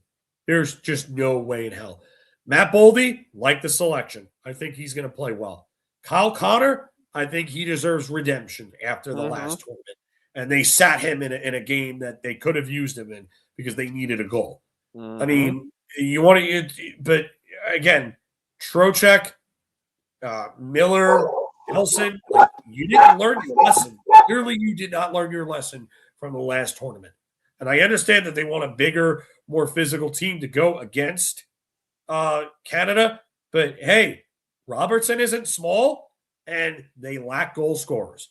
And you left off the highest scoring American player in the NHL right now because you wanted to recreate something that happened 46 years ago, because you wanted to be the little engine that could. If being the little engine that could is your aspiration, then this front office, Billy Guerin, has his head up his ass and needs to remove it ASAP, or needs to be removed from his position. Because if this team loses again, which it will, you're going to look at Billy Guerin and you're going to look at those decisions. Oh, I didn't want to play Adam Fox because Adam Fox had a bad game at the Four Nations, which he is denying. But we all know that's the truth because they stuck him with Noah Hannafin, who played like hot garbage, but is still somehow on this roster because of reasons. What a joke. This management is ran by a complete buffoon, and I don't care if he sees or hears this. You are a buffoon. By the way, we're talking about USA Hockey or the New York Rangers? I forgot about that one. Both. Both. The yes is going to be the answer for that one. But Billy Guerin clearly didn't learn his lesson because he clearly didn't watch Noah Hannafin run around his own defensive zone, chasing anybody who he could find, looking like Keandre Miller on a bender. Or Jacob Trouba. Stupid. You know what? Are ridiculous. You talk about Seth Jones. I don't even want to hear it. He may not even be available. He may exactly. They're saying that they expect him back, but he's not going to be 100% in that tournament. Not going to be 100%. This roster's a joke. And perhaps now you lost out of Fox too. That's a different story. This roster almost reminds me of the 2016 U.S. World Cup roster. That was a bad team. What are you're trying to bring a checking unit just so you could hope you could shut down Canada? How about trying to actually outscore them? Yeah, and that's for me. That's the reason why it's Robertson. Robertson, name another country that has the top scorer of their nationality, I guess you want to say it like that, and they're leaving him home. Anybody? Bueller? What a stupid decision. Yeah, man. Let's aspire to win silver. That'll really show everybody. Maybe they don't even get to the gold medal game. That's another thing too. You know what? Honestly, it wouldn't even shock me if they lost before the gold medal game. No, because real quick, because I know we're gonna move on. Finland and Sweden are better than Team Finland USA. and Sweden are playing with something to prove. Right. The only thing that the U.S. is playing for is trying to get to that medal game and hope that they can finally beat Canada. This team is so complacent. Their management has the wrong the wrong mindset. What are you doing leaving off players like this? At least they got Tage Thompson on there finally. Yeah. That was smart. And Clayton Keller. Oh, but we're not going to bring the highest scoring American player that we have right now. And you literally have an American forward where his nickname is Goal, and you leave him off exactly. the team. Exactly. That's ridiculous. You know what? The Caulfield, I get why they might have left him off. He's not a great defensive player. No, but yeah. If they play a physical game, I think he's relegated to being a perimeter player. All right. And moving on to the next one, we have Team Canada last year. You look at their net, and you have Logan Thompson, who's among the Vezina Trophy candidates you could argue for. Darcy Kemper, who was a Vezina Trophy finalist for it last year, and Jordan Binnington, who's the guy that won it for them last year in the Four Nations, Mr. Anthony LaRocco, which is a guy that should be Team Canada starter. So, I mean, if you're looking at, I mean, like Logan Thompson is having a really good year. There's only one goalie ahead of him in goals saved above expected, which you mentioned that earlier, Mark. That's Sorokin. But Logan Thompson has a 915 save percentage. If you filter out to where goalies who have least played a minimum of 20 games, he's third in that category.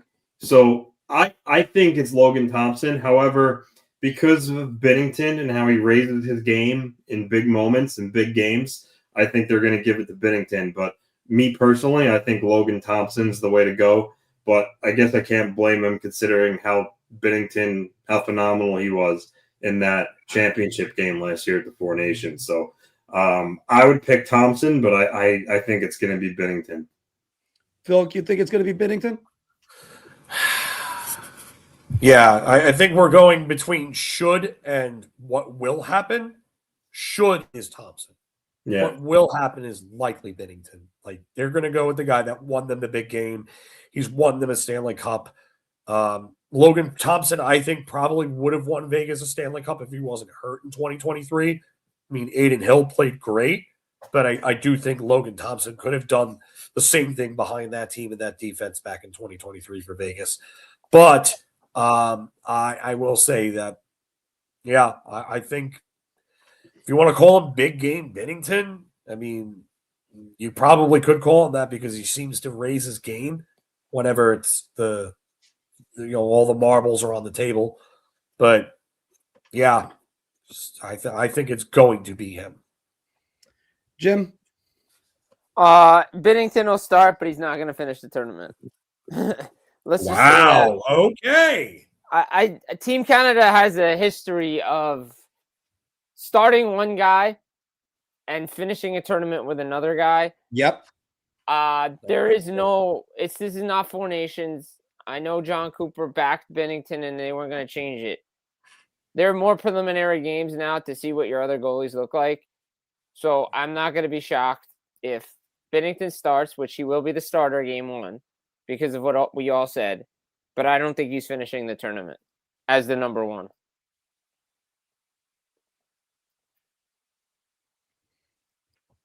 All right. And, I don't think enough credit's being given to... Am I back? Okay. Yeah, I lost it, everybody. I don't think enough credit's being given to Darcy Kemper on this. I think he could end up being the guy that takes over. Jim's 100% right on this one. Canada in 2002, the starting goalie was... Curtis Joseph. Was it Curtis Joseph back then? It was Curtis Joseph. He wasn't on the 98 team, but he was on the 96 team. Brodeur would end up finishing that. And then you look at 2010, and Brodeur started that, but Roberto Luongo was the one that ended up winning the gold medal. So you're right about that. There's a good history about that one. Jim, let's go to you for this one. Worse New York general manager, Chris Drury or Joe Shen? Joe Shane. Whatever. I mean, he was better than he deserved. Wait a minute. Now, I mean, Brian Cashman needs to be on this list too. You could put that. Yeah. Brian Cashman needs to be on this list right now. I mean, like, I'm gonna go off the board on this. Like, forget both these guys. Joe Shane is his first-year general manager. Chris Drury, there's no excuse for completely taking a President's Trophy team and completely wiping it and making a mutiny and now having the owner back you for the mess that you created. Brian Cashman has not won a World Series in 2009 for the New York Yankees and made the team mediocre with no help from the owner whatsoever. Like, I'm sorry. Like, Joe Shane, has made bad decisions for the New York Football Giants. They at least corrected it with getting the quarterback last year. But to me, Brian Cashman is not even close. It's not even close between these two because that's how much of a guy. That's how much of a Yankee fan I am. Because when the Baltimore Ravens let go of John Harbaugh after 18 seasons with no winning, no, but Woody Johnson's the worst owner in all sports. Yeah. So that's hands down. But when a coach is gone after 18 years and says, guess what, we got to go in a different direction because we're just not living up to standards. Brian Cashman's been there for what, 30 years now, something like that, close to it. Yep. Time for change the position. And the team hasn't gotten better. 100%. And the team hasn't gotten better. Joe Shane. Now, by the way, whoever was the GM of the Jets, because I can't remember his name on the top of my head, he's really stockpiled draft picks. The question is, could they make the right draft picks? That's what the real question is on that one. Yeah, Joe Douglas. Yeah. Phil, I'm going to go to you first because this is your territory. And Anthony, obviously, you don't have to worry about this for you with your football team. But Joe Shane was formerly his football team's general manager. There you go. So, but yeah, this is a tough one because Joe Shane has done a hell of a lot of bad in New York. Well, I mean, that first year was nice, but it has gone all downhill from there. That Darius Slayton contract is one of the worst contracts in all of football. So bad. You gave $12 million a year for a mediocre third receiver who has worse hands than the dude with the strong hand from Scary Movie. Like, are we kidding right now? Like, seriously, a guy drops more balls than anything possible. Like, if you had a machine that was used to drop balls and show you what drop balls look like, it would be Darius Slayton. It would be Darius Slayton. The guy can't catch anything. Can't catch to save his life. And then, I mean, listen, some of the picks he's made are good, but some of the other picks, like Tyler Newman and stuff like that, like, what were you doing with some of these picks, man? Like, I don't get what they were doing. And then, Deontay Banks. Woof. What a terrible draft pick that was. And then you talk about Brian Cashman. The only reason why I give Brian Cashman any type of pass is because the cheapskate owner who keeps crying poor while turning over billions of dollars in profits because he wants to keep daddy's money in his pocket until he dies. Piece of shit, Hal Steinbrenner. He screws everything up. But again, Manny Machado over, DJ LeMahieu over Manny Machado, Giancarlo Stanton over, I want to play for the Yankees, the guy who said it publicly, in Bryce Harper. Bryce Harper would have been such a killer player in Yankee Stadium. But Chris Drury right now, he did literally almost single-handedly run this Ranger team into the ground by airing out every single piece of dirty laundry that he could air out publicly. So that's a 101 on how to dismantle a team in maybe about 10 months. So I'm going to have to begrudgingly give this to Chris Drury because Joe Shane has shown me what not to do as a football general manager. So it's really, really close. But Chris Drury, man, you alienated your players. You aired out every dirty laundry that you could in the media. And then you got rid of all of your secondary scoring for players that don't really do anything for you. Okay, I get it. Capo Caco has not really done anything in Seattle. But Will Borgen, oh yeah, we're going to double down by signing Will Borgen to a $4 and that's a player they targeted for a while. Oh God, so stupid. Then he goes and trades for Carson Soucy, and now we're talking about giving Carson Soucy a contract extension. Oh, did anybody read Vince Mercogliano's latest piece? Oh yeah, let's go give up a first-round pick and change for Kiefer Sherwood.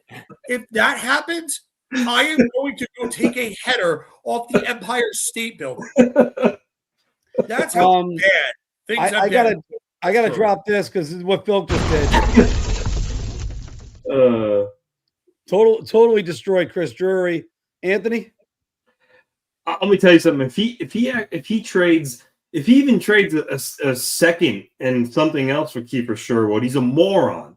Well, why are you going to trade? Fireball fence. Fireball fence. Your team He is going. gave extensions to Parson and Vakanainen. Yeah. For what? You're trash. Your team is going nowhere, and you're going to add a tweener or a Kiefer Sherwood. Like, what are you doing? Kiefer Sherwood may not be on the same pace he is right now. Yeah. Yes. So this is exactly the reason why the answer to this is Chris Drury. I don't have to say anything else. It's Chris Drury. Yeah, I mean, by the way, David Stearns, you escaped this list because we could still wait and see what's going on with you. But what are you doing with the Mets, letting Pete Alonso go? Yeah, but Chris Drury hates to lose. Oh, he hates to lose so much. Then why did you freaking nosedive your team? Why did you just cut them out the way that you did? After 13 games last year, whatever it was. Like, the record was fine. They were doing whatever, and then you completely shot yourself in the foot. Well, again, I didn't like the way they were playing. I thought they looked checked out. But you know what? This also goes with Jacob Trouba deciding to torpedo the offseason right away, where it should have been, okay, well, there are other teams on your no-trade list. I could just send you there. So that's how simple that was. Well, that's a different discussion. All right, Jim, I was going to leave this one for you, but then I lost Anthony first. Oh, wait, no. That's right. I did leave this one for you because, Anthony, you were the first one on this one, right? Joe Shane? No, you were the last one. No, I was the first one. Yeah. My bad. So, Anthony, I'll go to you because we played the soundbite of Trevor Zegras saying it was awesome. It was fucking awesome at the very beginning, having his revenge game against with the Philadelphia Flyers against the Anaheim Ducks. But which interview was better? Trevor Zegras last night or Peyton Manning's idiot kicker comment? And if you don't remember that, that's where Peyton Manning said, I'm about to throw a touchdown to Jerry Rice in the Pro Bowl, and I got to respond to my idiot kicker that got liquored up and ran his mouth off. Yeah, I remember. Yeah. What's the correlation between these two? Why am I choosing between these two? It's just the pure joy in. I'll go first for this one then. I mean, Peyton Manning, by the way, I'll make it short and sweet. I mean, I don't know. Idiot kicker just because I like Peyton Manning. I'm not. All right, Jim. I'm going Trevor Zegras. It was great. I liked it. The whole thing. He's having fun playing hockey again. The phone celebration, boom. He basically took a shot at Pat Verbeek yesterday during his interview, and it was great. Filk? I'm gonna have to go. I mean, I'm more of a Peyton Manning fan. He's like probably my favorite football player of all time. But I'm gonna go Zegras here just because, like, this is the Trevor Zegras that I've been asking for a while. Like, a motivated, pissed off guy that isn't trying to go out there and play Instagram hockey. Mm-hmm. A guy that's like playing with purpose and playing with a point. Like that's awesome to see. So I definitely think that it's for me it's Zegras because there is definitely some hatred and some volatility and some real despise behind those words. So I'm going with Zegras. Yeah, and again, that comment, that smirk on his face, that last night, him just going awesome. It was fucking awesome, and just he let go. It didn't matter that he was dropping an F-bomb on TV or anything. He was just letting go. It's still Peyton Manning and the idiot kicker, only because you didn't expect Peyton Manning to come out and say that. And man, did he just torch Mike Vanderjagt with that about the idiot kicker that ran his mouth off and that got liquored up and ran his mouth off. It was just one of the greatest lines ever. But man, that is the Trevor Zegras we've all been waiting on. We've been saying this for a while. All right. Jim, you gonna stick around because we're gonna do obscurities and Paktoku. I have to go do some work because I do need to finish writing some stuff. So, well, obviously the hardest working guy in the podcasting world. You're everywhere, literally everywhere. So, and what did I do? And I just sent the thing. What did I just tell you probably 2 hours ago about the entitlement issue in New Jersey? Mm-hmm. What did you are 110% right, sir. But like, what did I tell you? But let me finish on Never this, a doubt. and let me finish on this with you. When is it okay to boo a guy? And you don't think the Devils fans went too far on this one? It's the same fan base that yelled "Fire Lindy Ruff" and then cheered him after the winning streak. I mean, at least they said sorry, Lindy. I mean, it's the Devils fans are fickle, like Daniel Bryan says. I mean, yeah, fickle. Fickle. They're fickle. No, but I mean, was it a little excessive? Yes. But the fans are reaching at a boiling point because they believed that Quinn Hughes was coming to New Jersey and they should have never believed in it to begin with. So the shame on them, right? Like, I mean, I don't know if it's just that though, Jim. I think it's just a point. I think the fact of the matter is certain guys have not been punished and other guys have, and that's a problem too. Yeah, I just think it's gotten to a point where they were supposed to progress, and they were supposed to take that next step, and they haven't. I think the fans are getting tired of it. I think that loss is a boiling point, and something needs to happen. Like something needs to happen in order to send a message, whether it's the coach, whether it's the GM, whether it's a trade or a demotion. Something needs to happen. You cannot respond and just say, "Oh, we're just going to burn the tape and that's it." No, the game like that is beyond that. No, it's a learning experience that you need to take with you, and a lot. And you could say all the right things, better defense, got to respond. You got to show it. The time for talking is over. I'm tired about hearing about the process and doing things the right way and this and that. Somebody needs to step up and take care of business. And if you can't, then you need to figure out who can. Jim, 100% right on this one, because accountability has to be the biggest thing. And when you don't have accountability, you get what's happening in Madison Square Garden. And it's now happening. 100%. And it's happening across the river right now in New Jersey. And it's like they're trying to speed run what the Rangers did. The Rangers went to 2 conference finals. We could talk about Drury being a problem all you want, but they still went to he still can say, guys went to 2 conference finals. Phil did say it means nothing earlier in the show, but still you could say they were playing hockey on Memorial Day. But I'll end with this. What happened to both these franchises? They lost to teams that were more physical than they were, and those teams set a playbook on how to beat the other team. The Carolina Hurricanes in 2023 set the playbook on how to beat this Devils team. So that to me says it all. Yeah. So well, and again, that's part of the problem, Jim. Yeah. It's you get these teams that they're just and the players too. They get complacent. They go, look what I did. Jack Hughes, you have one 100-point season. That's it. And you've been out of the lineup how many times because of injury? Okay. And how much of that now you're injuring yourself, right, and getting yourself out. So, look, to me, it's embarrassing.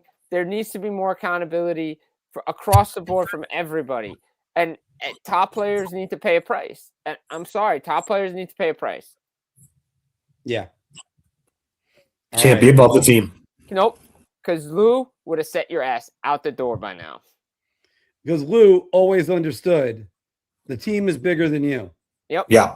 Well, that's what I just said. You can't be bigger than the team. No, exactly. Can't. So, anyway, fellas, I get back to work. It's a pleasure to be back with you guys. Glad to provide some insight on the Devils and all the other stuff too. Wow.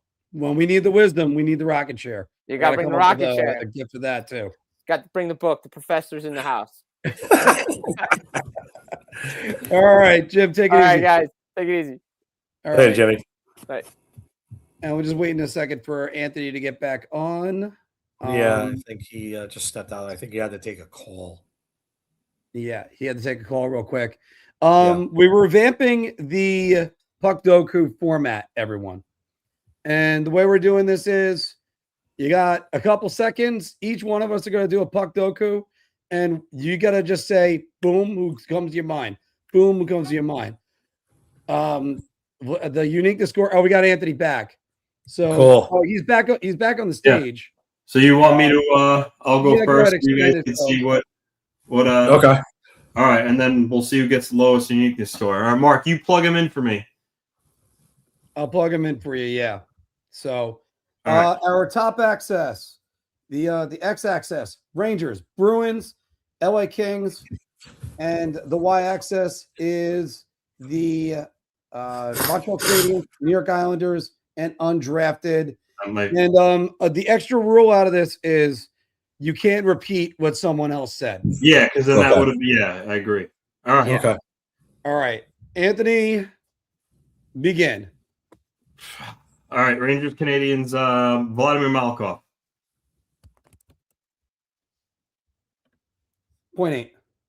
Islanders, Rangers, Mike Motto.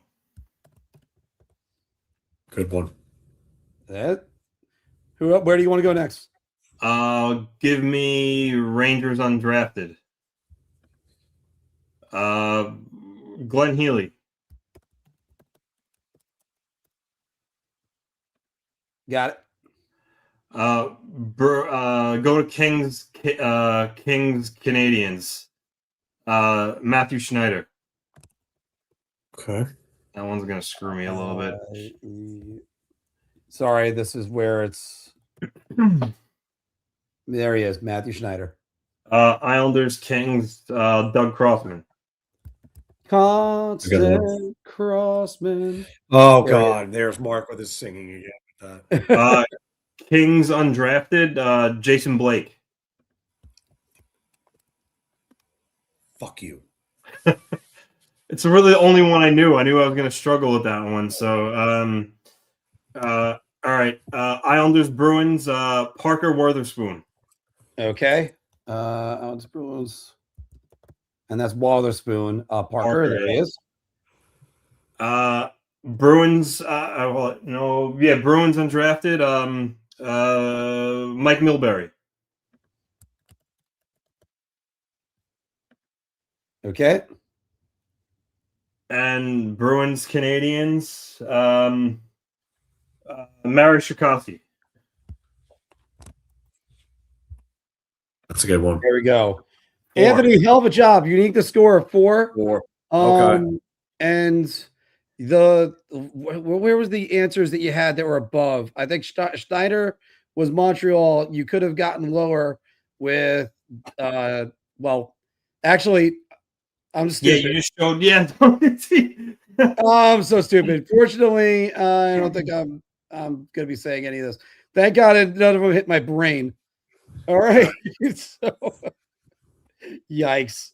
All right. So a 4. Filk, are you ready to go? Go right ahead. All right. Where do you want to start? All right. So the Rangers and Montreal, Stefan Quintal.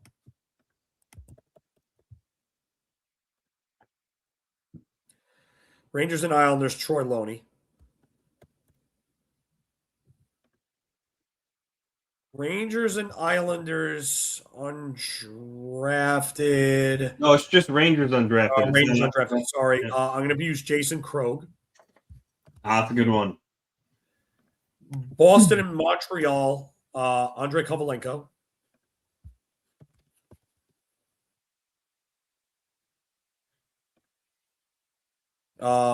Boston and Islanders, Gregory's Pantaleevs, the one that I absolutely stumped Anthony with on obscurities, which was just unfair. Yeah. How do I spell Pantaleevs? P-A-N-T. There he is. Yeah, there he is. Okay. Undrafted Bruins, I would use Dave Poulin, former Selke winner for Boston. Do I not have the right? Poulin. That's it. Yeah.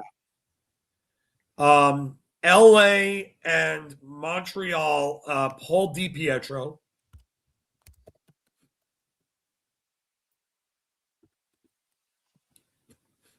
Got it. Islanders and Kings. Go with Josh Green.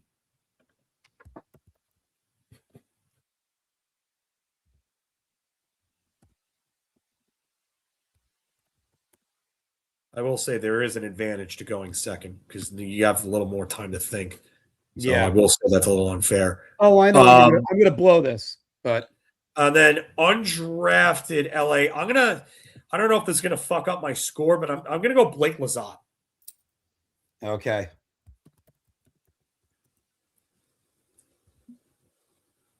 Blake Lizotte right there. Okay. Nice. Oh wow, it's a zero. Okay. All right. Okay. All right, boys. Here we go. Rangers and Canadians. Gonna go with John Scott. Oh, that's a good one. Islanders. Rich Pilon, because since you used by Troy Loney, he's just under 1%. Nice, Mark. Undrafted Dan Girardi. That's 2%. Yeah. I'll go back to a former Ranger, Peter Popovic. Woo! That was a good one. Islanders and Boston. Let's go with Dave Scatchard. It's not a bad one. Yeah, I like Dave Scatchard. Always did. Yeah. Bruins undrafted. I'm gonna have to come back to him. Oh wait, I think I had him before. Shit. Okay, Islanders and Kings. Let's go with Alexei Zhitnik. That's a good one. Montreal Kings. Ben Scrivens.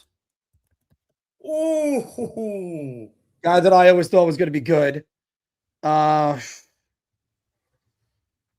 got to do the undrafted guys. Crap. This is where I blow it, guys. This is where I blow it.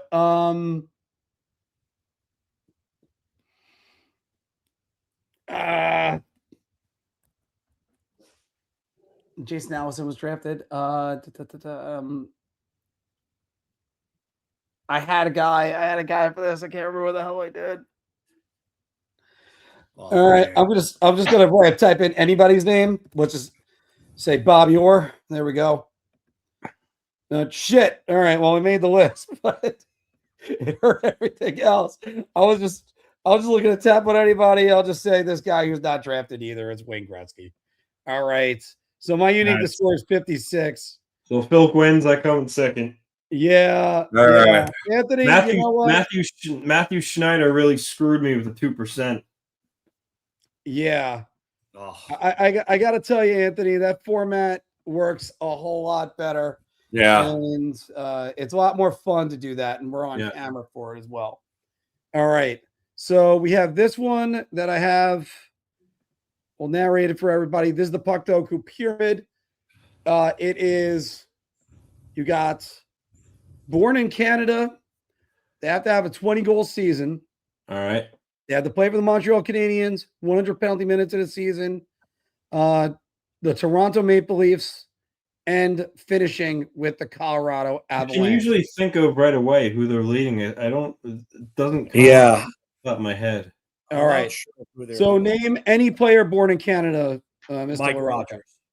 Mike Rogers. No. Phil said Mike Rogers. Mike Rogers. We're going Mike Rogers.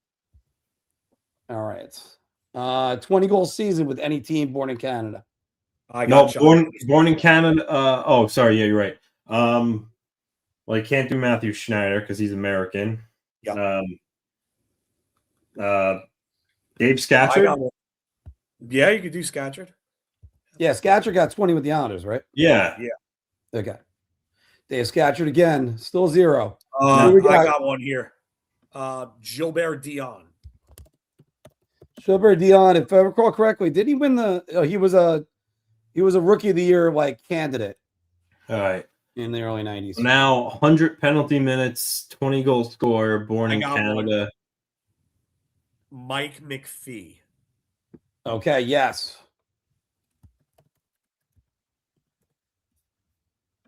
I got one for this, but I think it's going to be high. But he fits everything to a T. Shane Corson. All right, Anthony, what else can you think of? A guy that's gotten a lot of penalty minutes, played for the Canadians, and my first thought was Kirk Muller or Vincent Danfus. Ooh, Kirk Muller. I like Kirk Muller. Let's go, Kirk Muller. For Toronto, right? Yeah, he was in the trade for the Islanders. Duh. Yeah. Oh yeah. Yeah, I would. Yeah, go Muller. Okay, so Muller, we still have a need to score one. Yeah, Anthony. Now, this could also be the Avalanche or the Nordiques. So now this is born in Canada, 20 goals in any season. He has to play for the Canadians, 100 penalty minutes in a season, play for the Maple Leafs, and play for either the Avalanche or the Nordiques. Wow. This is tough. I actually know the answers on this one, so I have to abstain.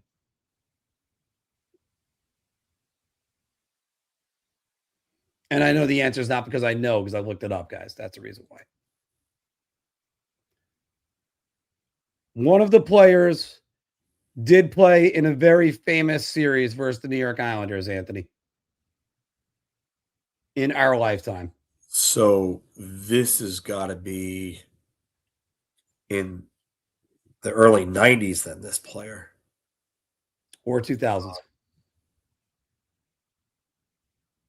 Gary Roberts doesn't fit. So this is somebody that's probably played on the 2002 Maple Leafs. I'm going to go to our comment section, see how you guys are doing. Denmarsh, I don't think ever played for Montreal. Nope. Nor Toronto. He was Colorado and LA. Well, he was Quebec, Colorado, and LA. Shit. Scribbling never played for. No, he never played for the other two teams. He played for Montreal. Keane played for two of those teams, but did not play for Toronto. Danfus never played for Colorado/Quebec. He did play for Toronto. He was drafted by them, I think, 6th overall. Brian Bellows never played for the other two teams. No, they need to have 20 goals in a season. Yeah, 20 goals in a season. It's definitely not Tavares. He had, like, I think 15 at his best. Anthony, I didn't know if you went off camera, but the guy that's at the top, the number one rated answer, did play in a famous series against the New York Islanders. You already know the answer? I unfortunately know the answer, so I have to abstain. He played. Is there only one answer? There's 3 of them. And Filk, one of them was on one of my first videos I ever did for this channel. That's among the worst draft picks in Rangers history. There's an answer on that one as well. Is it? What say the thing about the Islanders again? The guy that's the number one answer played in a very famous playoff series, first the New York Islanders, and it was in our lifetime. Famous for all the wrong reasons for the that's got to be 2002 then. Yeah, so that's Darcy Tucker then. Darcy Tucker is the number one answer. All right, so I figured it was Tucker as much. Did you remember Darcy Tucker playing for the Avalanche? I didn't. No, I did not. I just very late in his career. Very late in his career. Because I could give you the I got to say who the other one is. Now that we got at least Darcy Tucker in there. Oh, there's another answer? There's 2 more actually. I can't remember who the third guy is. Because the third guy is Lucien Dubois. Second guy. I would go with Dubois then. So we're gonna go Lucien Dubois just to finish this out. That gives us a need to score of 5. Trying to hit those stats. Darcy Tucker was number 1. Robert Picard. I never even. Yeah, I would have never gotten that. And the only reason why I would even think of Robert Picard in any way is because that was actually the name of Jean-Luc's brother. He pronounced it Robert in Star Trek: The Next Generation. So there you go. There's your geekiest moment of the night. So yes, Vincent Danfus would have qualified for this one. That was the Maple Leafs answer before that one. The lowest answer. This is the guy that I forgot to mention, Sergio Momesso. That was one of those ones. And also Rob Ramage was one of those that was in there. Sergio Momesso, I realized he was in there. I forgot he was a Maple Leaf. All right. So I got to hand it to Anthony. Yes, by the way, big Star Trek guy. At least what I used to be, not what it is now. I got to hand it to Anthony. I was trying to revamp this a little bit. Anthony, I give your idea a little round of applause. Let's give it to you. All right, let's give it to you right here. There's the applause for you. Oh, that's a laugh. Hold on. Whatever laugh. There you go. All right. So it's this one worked out a lot better, and I like that we're doing our own things as far as the but I'm gonna get killed when it's CHL. And so with the junior ones, I'm dead. I need to have some kind of preparation. All right, Anthony, how much more time do you need for your obscurities, guys? Like just 2 minutes. Okay. Phil, I'll start you off then, if you're ready. Okay, go right ahead. All right, let's get it. I got the timer ready, 30 seconds. I got 3 players I got for you, and the timer will start when I say the first player's name. And this player played 407 games in the NHL for 7 teams, and his name is Glenn Metropolitan. Ooh. Washington. 1. Islanders. No. Montreal. 2. Tampa Bay. 3. Florida. No. Nashville. No. Minnesota. No. Bruins. 4. Ottawa Senators. No. Anaheim. No. Time. All right. You got 4 out of the 6. You got Washington, Montreal, Boston, and Tampa Bay. The ones you did not get, St. Louis, Philadelphia, and Atlanta. Ah, shit. I knew Atlanta. The other 2 I wasn't going to get. All right. How many did he get that one? He got 4 out of that. So I got that marked down. All right. Let's go to your next one. Okay. Just want to get that timer ready. And I keep going down to this. I have to actually, there it is. Stupid Apple home screen. All right, Filk. This guy played 454 games in the NHL for 7 teams. His name is Jamie Rivers. Anaheim? No. Pittsburgh? No. Detroit? 1. Calgary? No. Columbus? No. Toronto? No. Boston? Yes. 2. Florida? 3. Tampa Bay? No. Nashville? No. St. Louis? Time. Sorry, you actually didn't get St. Louis in time because it took me a second to No, say I it. said St. Louis. You got St. Louis? Anthony, we're counting St. Louis? Right before you said it. What? All right. So we're counting St. Louis. So you got Detroit, St. Louis, the Panthers. Hey, if you don't believe me, go back and watch the feed. It's okay. We're on the honor system, and besides, it was sort of like that. It was one of those. I was trying to hit the button, but still. Oh. Tie goes to the runner. So you did say Boston too. You missed Ottawa, Islanders, and Phoenix. Wow. Okay. Phoenix. You know what? Phoenix and the Islanders. I actually remember, but I can't believe I forgot that. So another 4 spot for you. Jamie Rivers was there in like 99, 2000, and 2000, 2001, right? The Islanders. Yeah, it was very brief. Yeah. You know what? I was about to say, I do remember him being there when they were really bad. Yeah. No, Anthony froze right there. All right. And last one. Let me get back to my notes. All right, Phil, your last one for me. He played in 601 games for 5 teams. His name is Chuck Kobasu. Calgary? 1. Toronto? Nope. Montreal? Nope. Anaheim?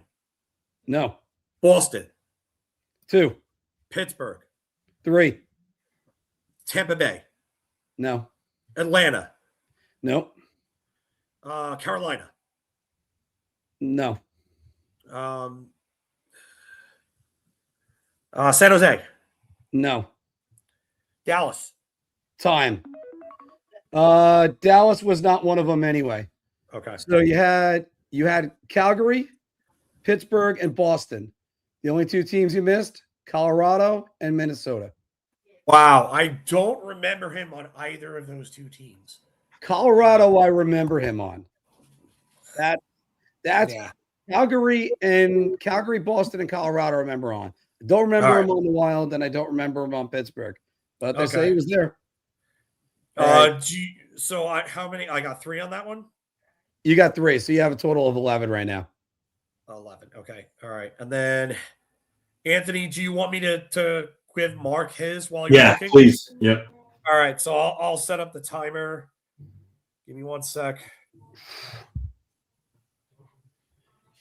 The hard part, everybody, is when we're doing these, we're actually going, Phil's going to get these, and Anthony's not going to get this one, or Mark's going to get this one, and Phil's going to get this one, or it's the hard part is the strategy.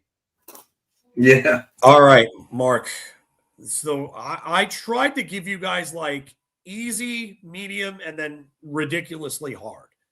So Yeah, usually whenever I do it, I try to do a theme. I went from most of the players were the years you guys graduated high school. They were playing in the league. All right. Well, Mark, this one is played 620 games over 6 teams. And he is Andrei Kovalenko. Montreal. Yes. Colorado / Quebec. Correct. Andrei Kovalenko. San Jose Sharks. No. 15 seconds. LA Kings. No. Boston Bruins. Yes. Okay. Edmonton Oilers. Yes. Calgary Flames. No. Time. Okay. All right. So you got Quebec, Edmonton, Boston, and Montreal. You missed Carolina and Philly. I don't remember him in Philly whatsoever. Yeah, Philly is the one. Him in the Carolina jersey. I remember him in a Carolina jersey. Philadelphia was the one that really threw me off when I looked at him. I was like, wait, he was in Philly? Yeah, that's a little. He was there as a deadline acquisition in 98, 99. They got him from Edmonton. All right. All right, Mark. So that was 4 for you. Okay. So your next player, Mark, has played 341 games over 8 teams. He is Josh Green. Rangers, Islanders, LA Kings. Yes. Florida Panthers. No. Tampa Bay Lightning. No. The Oilers. Yes. Calgary Flames. Yes. Toronto Maple Leafs. No. Montreal Canadiens. No. Minnesota Wild. No. Detroit Red Wings. No. Time. Nah. So you got 5 on that. You missed Vancouver, Washington, and Anaheim. Ugh. I was going through the Canadian teams. I could have sworn he played for Toronto. And if he played for Toronto, it's like, no, it's got to be Montreal. You know what I think you did there? I think you confused him with Travis Green when you thought Toronto. Yeah, I mean, I do know that too. But I mean, it's also like when you got some of these guys that they're travelers, this is the way you usually have to go from it. You have to go team that drafted them, usually a division opponent. Then it's, although I'm giving away my system, but oh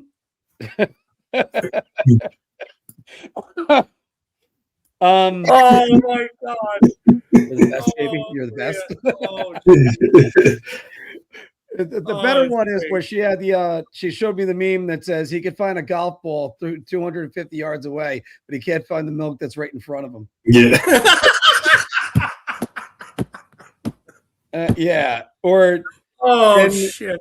And Anthony, you know this husband face where your wife asks you a question and you just like a deer in headlights. Yeah. And you're seeing all the variables and none of them are good. All right. All right, Mark. Hit me with the last one. Your last one, I think this one's going to be pretty hard. Your last one. He's like, great. Your last one has played 311 games over 5 teams. He is Colin Forbes. Ottawa Senators. Yes. LA Kings. No. Toronto Maple Leafs. No. Detroit Red Wings. No. Minnesota Wild. No. Buffalo Sabres. No. Boston Bruins. No. Oh boy. Carolina Hurricanes. No. I already said Florida Panthers. Yeah, it wasn't one anyway. Okay. Tampa Bay Lightning. Got Ottawa. The 4 teams you missed were Washington, Philadelphia, Tampa, and the Rangers. All right. I should have gone with the Tampa one. I got that. I think I got that in, but it was after it was time. So I didn't get that in, obviously. No. But yikes. Oh. Okay. Anthony, are you ready? Yeah, what scores do you guys have through 2? Oh, I'm sorry. I gotta put the scores up. So Mark got you got what, 4 in the first one? I think it was 4, 5, and 1. 4, 5, and 1. All Yeah, right. 10. Yeah. All right. Yeah. So basically the Rangers record over the last time. You want Mark? You want me to? Mark, give me yours because I haven't gone yet, and then I'll give you yours. This is the advantage Anthony has. He gets to select. No, it's not. It's not phrase something sticks. It's that there is a logic to it. There is a logic. All right.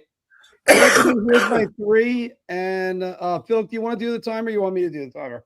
I can do the timer if you want. Okay, yeah. Go ahead, do the timer. Wait for me to say the first guy's name. All right. All right, Anthony. This guy played for 5 teams for 230 games in the NHL. His name is Rico Fata. Rangers. 1. Flames. 2. Thrashers. 3. Penguins. 4. Capitals. Swish. Wow. Anthony in 13 seconds got that one. I did not. I thought you would be tripped up in some ways by some of these guys. Anthony, the first ever perfect run on a player in obscurities. So, wow. How about that? Oh, man. Okay. I thought I was going to trip you up, but I wasn't. All right. Anthony, I'm going to go with this guy next.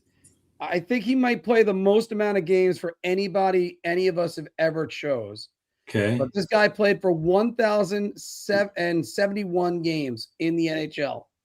He played for 6 teams. Okay. And his name is Doug Bodger.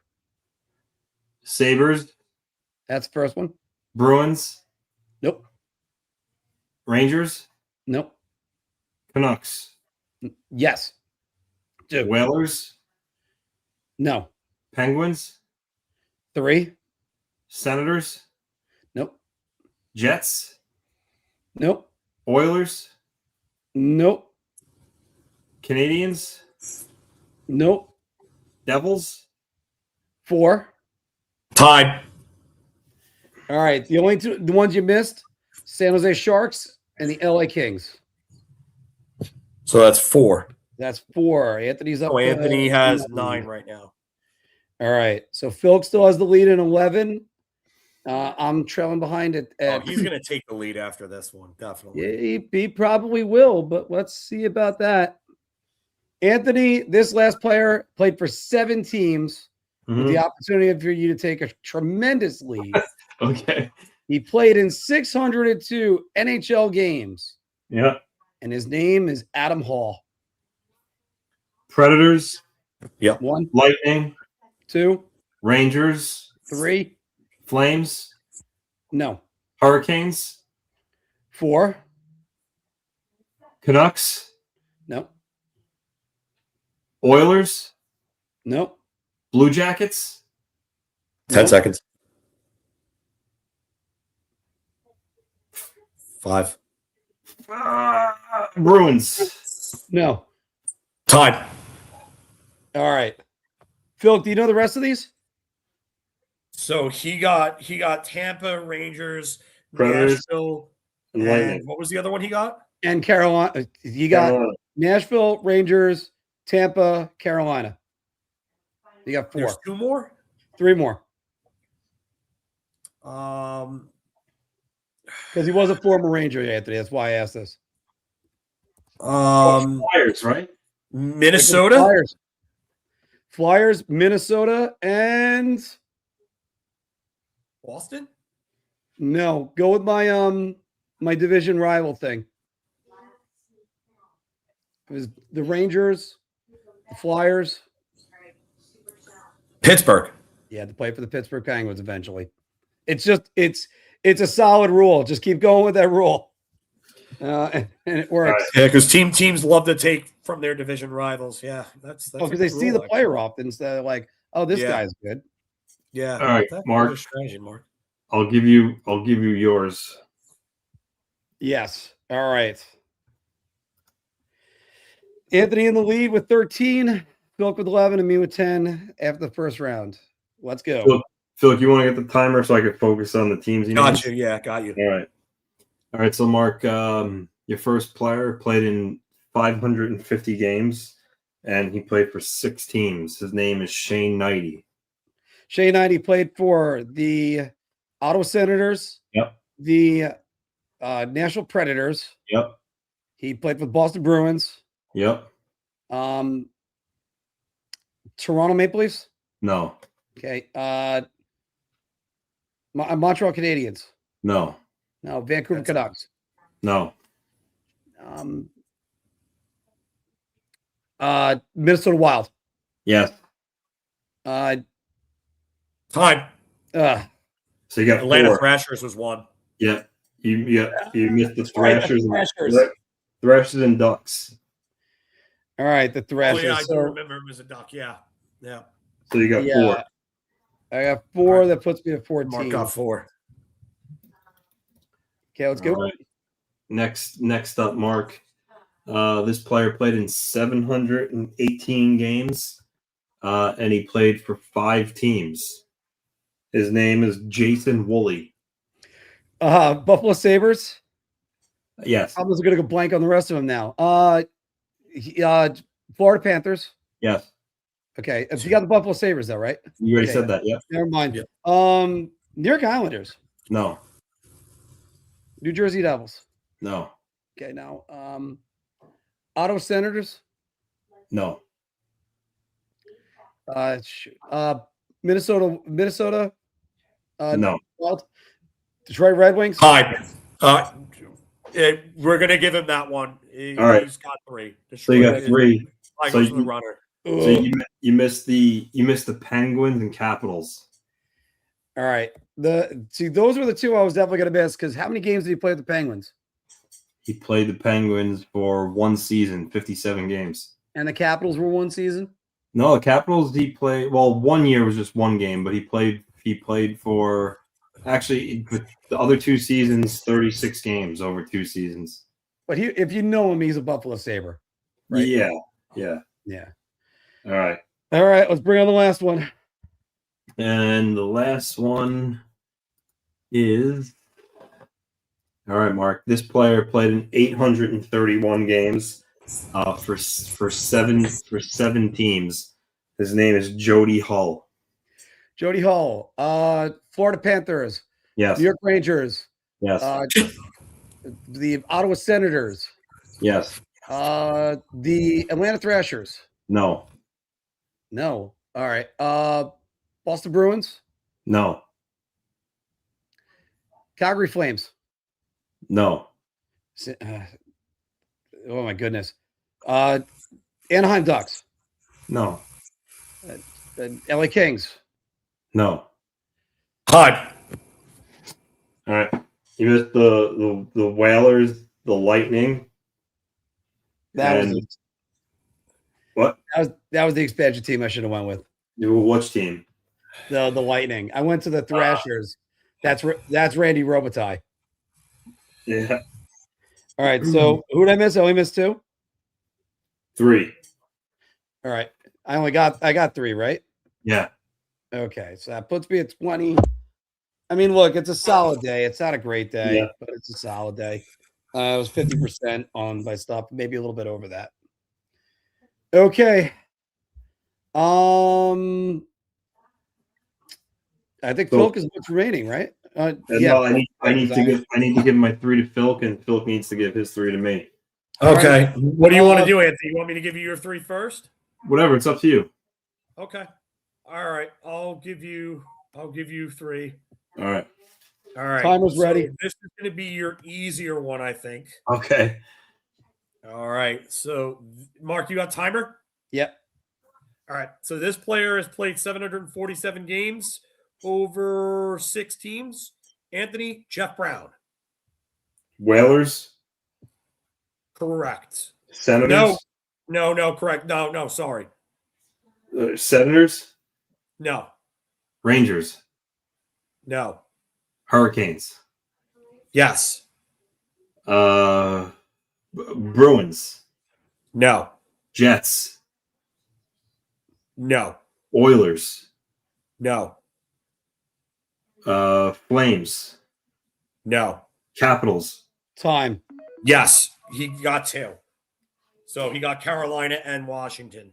He missed St. Louis, Quebec, Vancouver, and Toronto. That he was in the Stanley Cup Finals with the Vancouver Canucks. Yeah, in the finals of the Vancouver Canucks. Yeah. All right, Anthony. Your next one has played 729 games over 7 teams. And he is Stu Grimson. Ducks. Yes. The Ducks, Blues. No. Rangers. No. Maple Leafs. No. Flyers. No. The Penguins. No. Why am I drawing a blank on the Grim Reaper? Sabres. No. Kings. Yes. Got it in at the last second time. Because you missed, Anthony. You got the Ducks and the Kings. Detroit Red Wings. Chicago, Detroit, Hartford, Calgary, and Nashville. Yeah. He's a guy I would love to have on. So wait, how many did Anthony get there? 2. He got 2 on the first round too, right? Yeah. All right, Anthony. Right now, you got a chance to pass me. You have 17. All right, so this is the one that I think you would probably have the most trouble with, Anthony. He's played 646 games over 5 teams. Mark, you ready? Ready. This is Kent Manderville. The Whalers. No. Hurricanes. Yes. Blackhawks. No. Oilers. No. Oh, yes, sorry. Flyers. Yes. Penguins. Yes. Jets. No. North. No. Time. Canadians? No, and he wouldn't have gotten that anyway. The last team he missed was Toronto. All right, so how many did Anthony get? 4. Oh, Anthony, you passed me. There's no chance of me and you in a sudden death this week. So Filk has got 3 more. He's got 3 players. I need 10 to tie, and I need 10 11 to to tie. win. All right, 10 to tie. Is start. Anthony's strategy going to work right now? Challenge. I'm going to start him off with probably the easiest one. All right, so Phil, this player played for 6 teams, and he played in a total of 1,001 NHL games. Out. All right, Mark, you got the timer? Timer's ready. All right, his name is Steve Stamkos. Vancouver, Edmonton, Yep. Arizona, Phoenix, No, Phoenix, Arizona. No. Tampa Bay, No. Islanders, Yes. Anaheim, No. St. Louis, No. Nashville, No. Atlanta. Yes. 3 more? 2 more.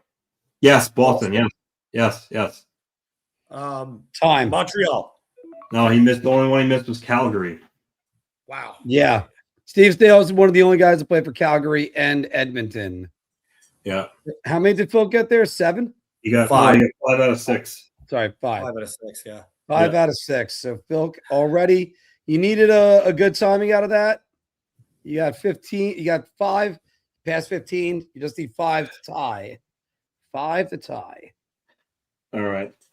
So your next one, 758 games, and he played for 9 teams, and his name is Tony Hrkac, or Hirschis, however you want to pronounce it, Hrkac. Yeah. St. Louis, Dallas, Montreal, St. Louis, Dallas, yes. No, Montreal.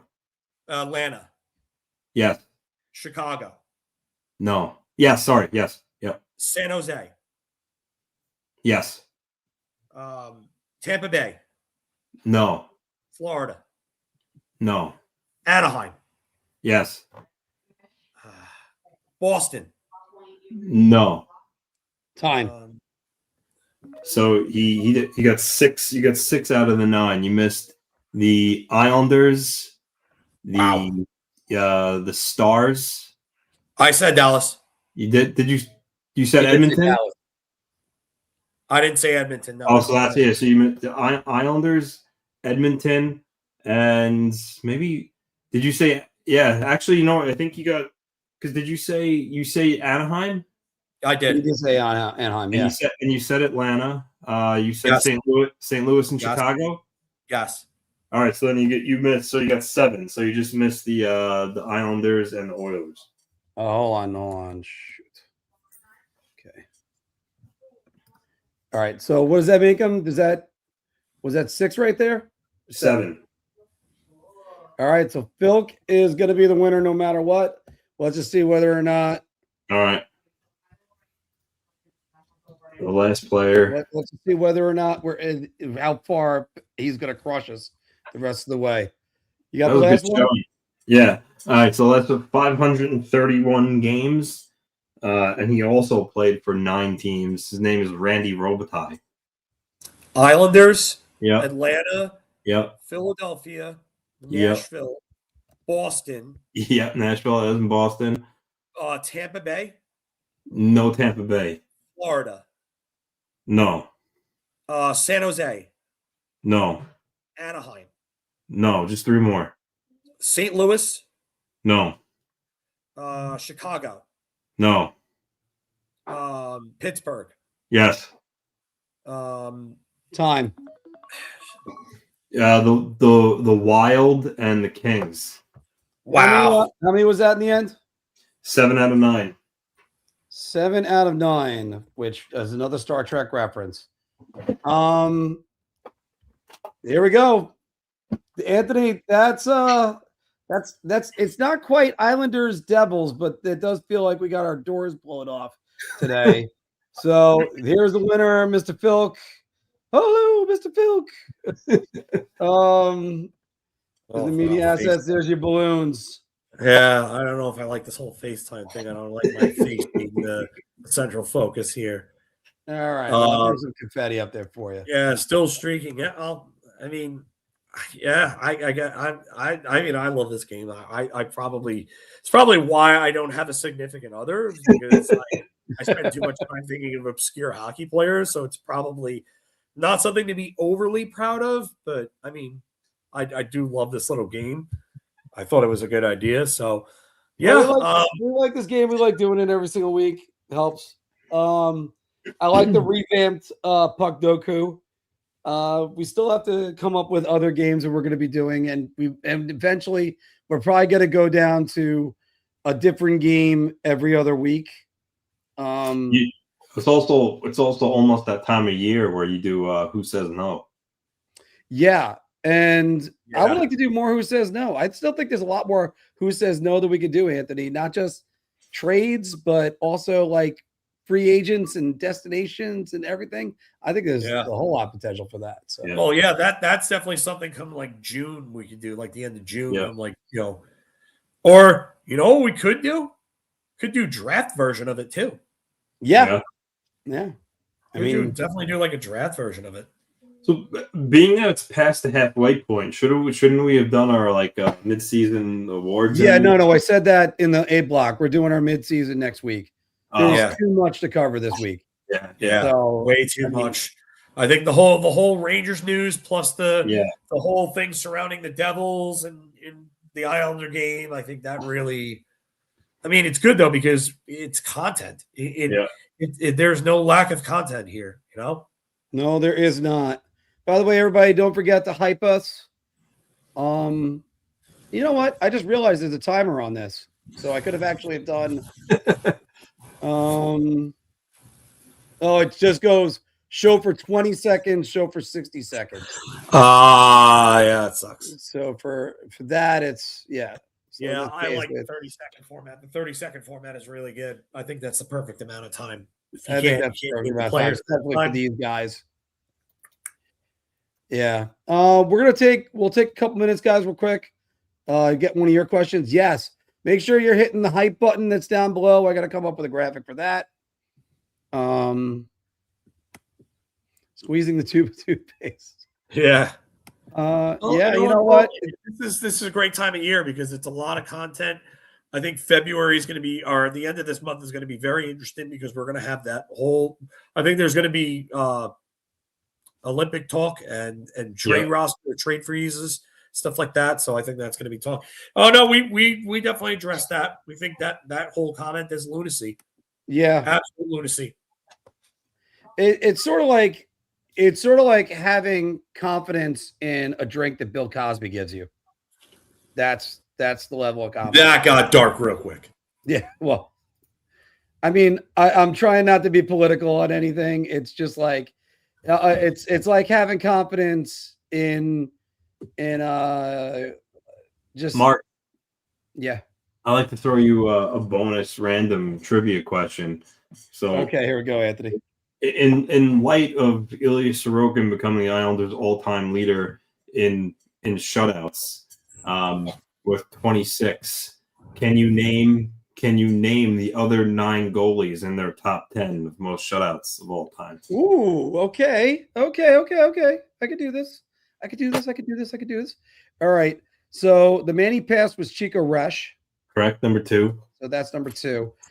Billy Smith, I'd put it number 3. Yep. Number 3, yep. Okay. Rick DiPietro is in the top 10. Number 5. Kelly Rudy. No. Kelly Rudy didn't make the top 10? No. Oh my goodness. Well, you know what? Sorry. He's tied. He's tied for 10 with 3 other guys, but he's technically listed as 12th. So okay. I'm gonna go on a limb and say Garth Snow is in the top 10. No, he's 15th. Yeah, rats. I shouldn't have done that. So you have 1, 2, 3, 1, 2, 3, 5. Okay. Well, let me go the other way with this. I'm ruling out Glenn Healy and I'm ruling out Mark Fitzpatrick. Glenn Healy surprisingly only had 4 shutouts for the Islanders in his career. Yeah, he wasn't exactly the He wasn't there long, I don't think, either. Wasn't there long enough, and he wasn't the most stalwart guy. He just made big saves. Yeah. Same thing with Chris Osgood. I'm not putting him in there in the top 10. He's not going to. Chris Osgood is tied with the other guy at 10th and Rudy. He's at 11th. Yeah, I didn't think. Well, Kelly Rudy is still a bit of a surprise. So, I'm going to go with Evgeny Nabokov made the top 10, right? Yes, he's at 9th. He's at 9th with 9. Evgeny Nabokov. Wow. That's crazy. Simeon Varlamov. Yep, he's 4. So now you have 1, 2, 3, 4, 5. Yeah, and 9. Robin Leonard didn't have enough in his one season. He's actually listed at 10 with 6. Okay. So you're only missing. You know what? I'm going with the career Islanders, and wow, that's a great season out of him. 6 shutouts. You're only missing 6, 7, 8. 6, 7, and 8. 2 of them played for the. I'll give you a hint. 2 of them played for the Islanders in the same year as a tandem. Mike Dunham. Nope. More recent. More recent. Islanders is a tandem.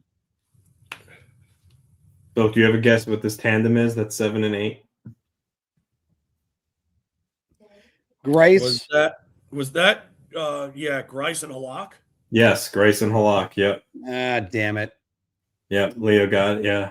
Yeah, it was Grice and Halak. And the last goalie who is 6th all time with 14 shutouts. I'll give you another hint. He's of Swedish descent. Soderstrom? Soderstrom? No. Salo? Yes, Salo. It's Tommy Salo. Yeah. You know what? I didn't think he played long enough for the Islanders to get there. He also played at a time where they weren't that good, and then he got dealt to Edmonton. Yeah. Unfortunately for Tommy Salo, I'm always going to think of this, Phil. The puck that hit him in the shoulder in Salt Lake City went over the net and allowed Belarus to pull off the miracle of Minsk. Do you remember who scored that goal? Ruslan Saleh. Correct. Rest in peace. Yeah. You know, if you switch to the Rangers, their goalies. I mean, granted they've been around longer, have higher totals. Lundqvist at 64. Yeah, Lundqvist, Richter, Jockeman. Yep, Jockeman second. Worsley. Yep. Yeah, Worsley. Yep. Chuck Rayner. Yep. 5. Yep. John Van Beesbrook. 10. Igor Shesterkin. 8. How many do I have out of that 10? Pretty good, Phil. You're just missing 9, 3, and 4. Joe Villamure. Who? Joe Villamure. 11. That's 11. Okay. You said 9, 3, and 4? No, you got 9. Just 3 and 4. 3 and 4.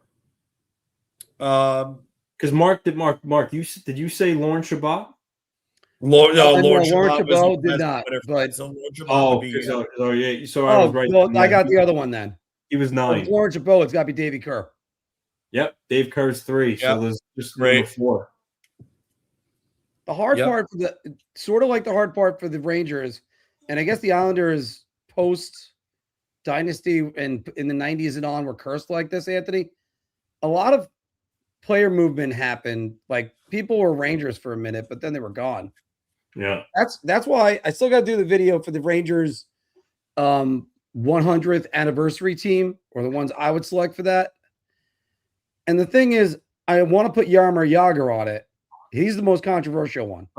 Okay. So, by the way, the last goal is John Roach. Wow, that one, Number 4. Nah. So yeah, I saw this. This was really Colby kind of like spitballing here. This is what Colby thinks. He thinks that it would end in a divorce, and I don't agree with Colby at all. No, I don't. I don't think Adam Fox will want to request a trade just because of this. I think the only way that Fox ends up wanting out is if they decide to go scorched earth, and he decides that he wants to try and win a Stanley Cup elsewhere. And I don't. The thing about that is you always got to say that the name on the front is a hell of a lot more important than one on the back. That's generally speaking, but Fox literally lived his life to be a New York Ranger. And I can't see him requesting a trade to get out of here. I don't. Especially not over this. Like, it ends up being where Bill Guerin made the decision, not Chris Drury, not anybody else. Now, on the other hand, what Fox could do is the other way around, get Chris Drury out of here. Because if your stars start talking like that, then that's what happens. Marty St. Louis was in a different situation. He wasn't going to get rid of Steve Yzerman, and feelings were hurt. Even though St. Louis, this is what everybody forgets. St. Louis played on that team. It was an injury, but he got in. But he still wanted to leave. So, what are you going to do? Cry? Yeah. Well, yeah. The discrepancy on the Devils is crazy. Brodeur like 120 something, and then the second's Schneider at 17. Yeah. Yeah, that's. I mean, but to be fair, like to be fair, over the time period of their prosperity. Like, yeah, Brodeur was the entire prosperity. Yeah, pretty much.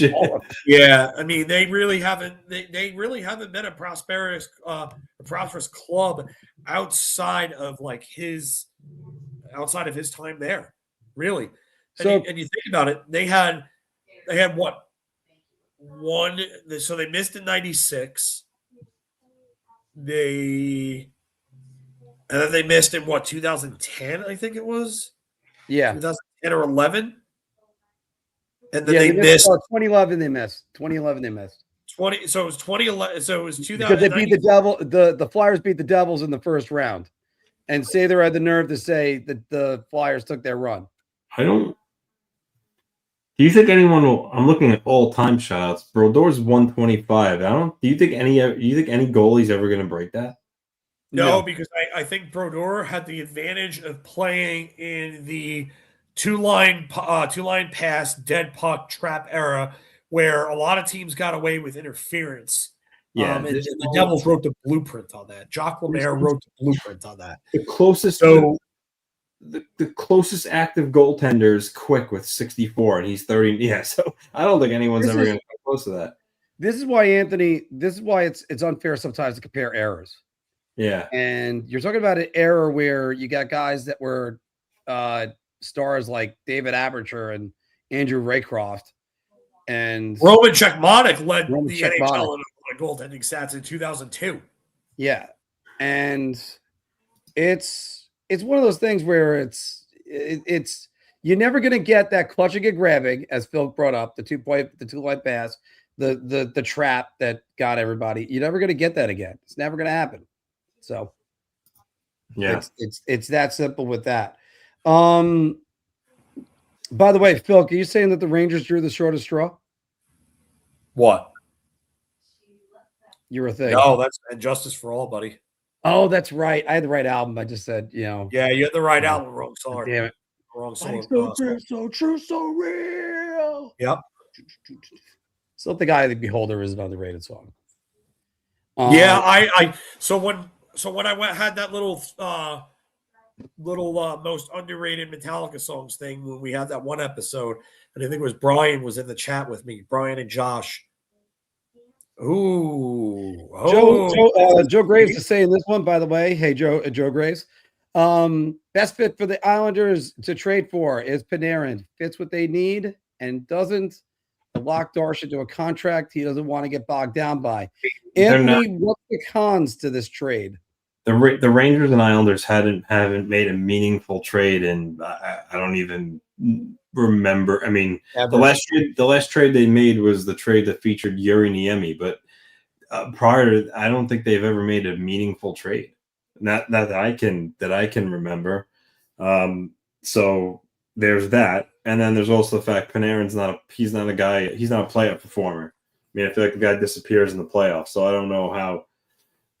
But yeah, no, the Rangers would never trade him. I think Matthew Schaefer could get everybody to perform in the playoffs, and there's a lot more leadership that's in that room. With all due respect, yes, but the Rangers would never do it. Sandwich. The Rangers would never do it. Because anything that the Rangers could ask for back, the Islanders are not going to give them.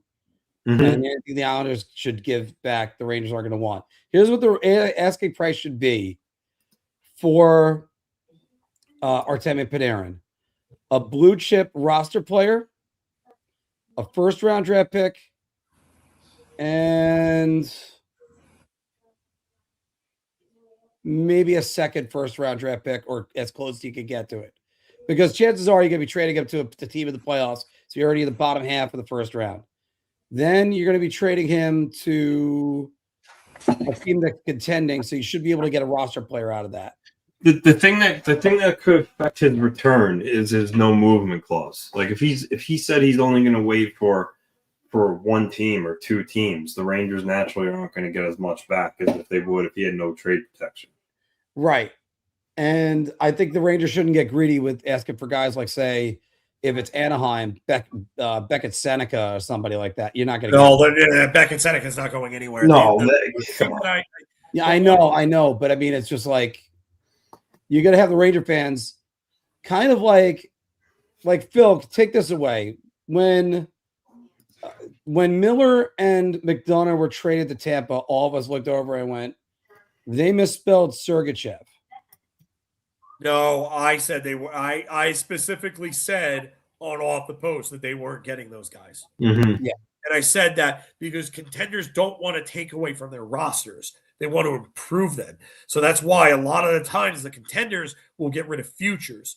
So Anaheim, the guy that I would be looking at, there's two guys right away that I could see them targeting. Minyukov, because there's been word around him leaving. And then the other guy would be Roger McQueen. And I know the Rangers were interested in drafting Roger McQueen if they were going to make a pick. I've heard that. So McQueen would be a target that they would absolutely love to have. Big guy with talent, size, skill that can skate and score. That's right up their alley. Whether or not Anaheim would be willing to give him up is another story. But there have been back problems with McQueen. And for a guy that size that back problems, it is kind of a bit of a red flag. So I wonder if Anaheim would really be adverse to giving him up, especially with the fact that they have such a great young core there to begin with. You were to add Artemi Panarin to that, especially in an environment that he'd be comfortable playing in with very familiar teammates, you could get a lot out of a guy like Artemi Panarin. But LA could also use him too. And if there's one thing we know about Artemi Panarin, is that he and a significant other are not adverse to playing in big city environments. Mm-hmm. You know, his wife wanted to go to New York. She was his girlfriend or fiance at the time. But I don't think Sherwood's happening. I you know what? I have to have faith in the fact that this team is not dumb enough to believe that they are Kiefer Sherwood away from making the playoffs. Yeah. This is Utah. Yeah, I can't see this. I can't. I just think he doesn't fit their trajectory. No. But the one thing I will say is the Smiths are going to want to make big moves. Yeah. And I think they're going to want to make the playoffs. And for them to make the playoffs in the first couple of years, Artemi Panarin can help them get there. I have trouble seeing them give up someone like a Taj Ginla. Cole Benoit would be great. Like, if they could get brought on like that, he would be fucking amazing as a return. But I just don't see it. I don't. No, I think he might be selective in where he waives his no movement clause too. I don't see him wanting to go to Utah. No. I just don't see it. I could see LA. I could see Anaheim. People talk about LA. I could see Anaheim. People talk about Minnesota because he'd go with Kaprizov. Maybe, yeah. But what other assets do they have to give after? Yeah, they don't have much. I mean, I am not trying to trade for Charlie Stramel, especially knowing that the Rangers passed over him to draft Gabe Perreault. I can't imagine they value him that much. And his development has not exactly been great. Yeah, I'm not really impressed with the way that he's played. So, I mean, they got. Yeah. I mean, he's had a good year this year. I mean, he transferred from Wisconsin. That's another thing. He couldn't crack Wisconsin's top 6. Yeah. So he goes to Michigan State, has a decent year last year, and he's having a good year this year. But what does that tell you about him? What does Vegas have? What do they have to offer now? Vegas? Or we're talking about Minnesota still? Vegas. Oh. Yes, I'm still. I don't know what Vegas has to offer anymore. No. I don't care Me and- about this. I do not care about Yeah, they'll this. find something to Because his next offer 11 Vegas. games, he could have 4 points and he'd be right back to where he was. I don't Could care. could the Claude Giroux trade from Ottawa to Florida be comparable, where Giroux was only waiving for either Florida or Colorado? Phil Kosher brought that up as an example. And Yeah, I You could do use agree it like with that. that. He returned I mean, at a least- young Owen Tippett, a 3rd-round pick, and a conditional first. I think it'll be better than that, though, because Panarin is a better player than He is, Giroux yeah. was at that point. Yeah. So. And not only that, but I think he's one of the big. He would be probably the biggest name available on the trade Denmark on the trade market in quite some time. So I don't think.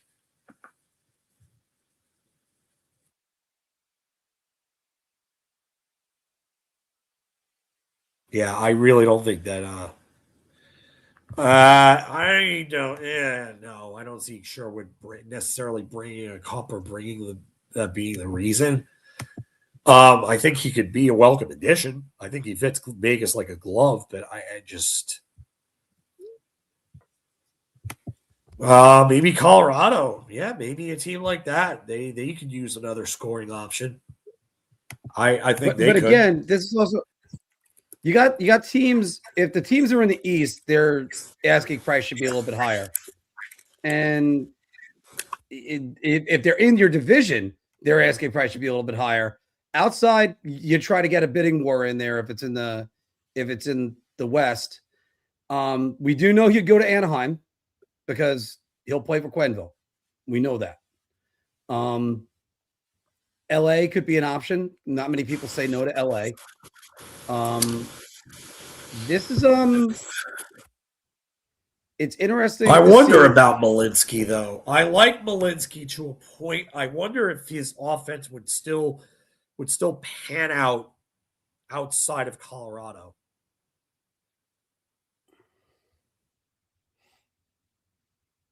Carolina's a team I can Here's see. the thing. They need Here's to the thing. score. The Rangers traded Caldry Miller to Carolina. The Rangers traded Caldry Miller They to have Carolina. no So they're problem open. trading players there. And they made a trade with Yeah. Carolina that could really backfire on them in the future if he develops the way that Carolina thinks that they can develop their teams.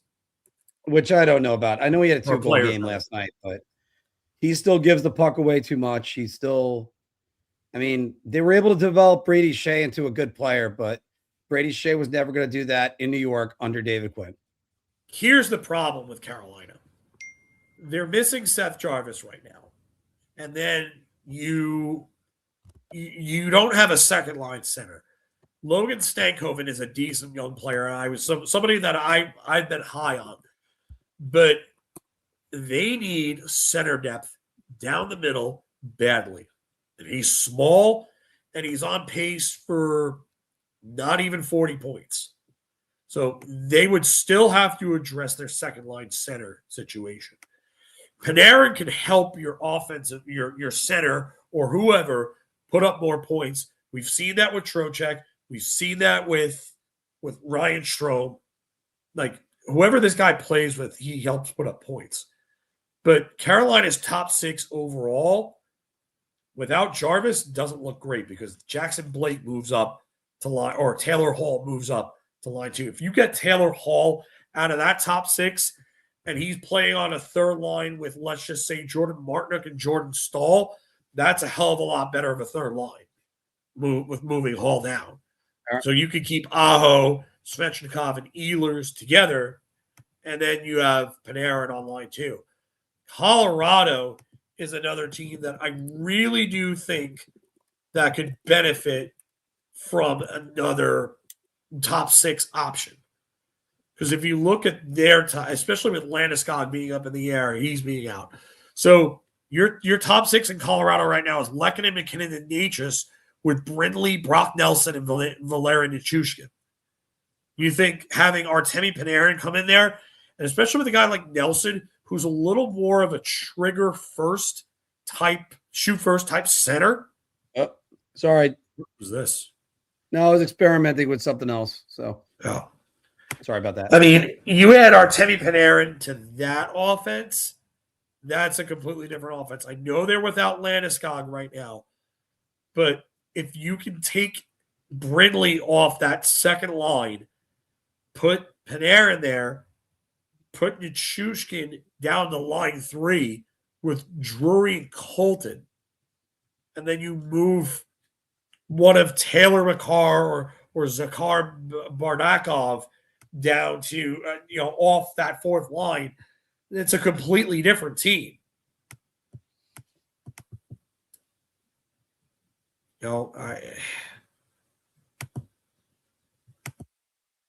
Washington could even use him. Like, I look at their lines and I say that they could use him. And we don't know how long Tom Wilson's going to be out for.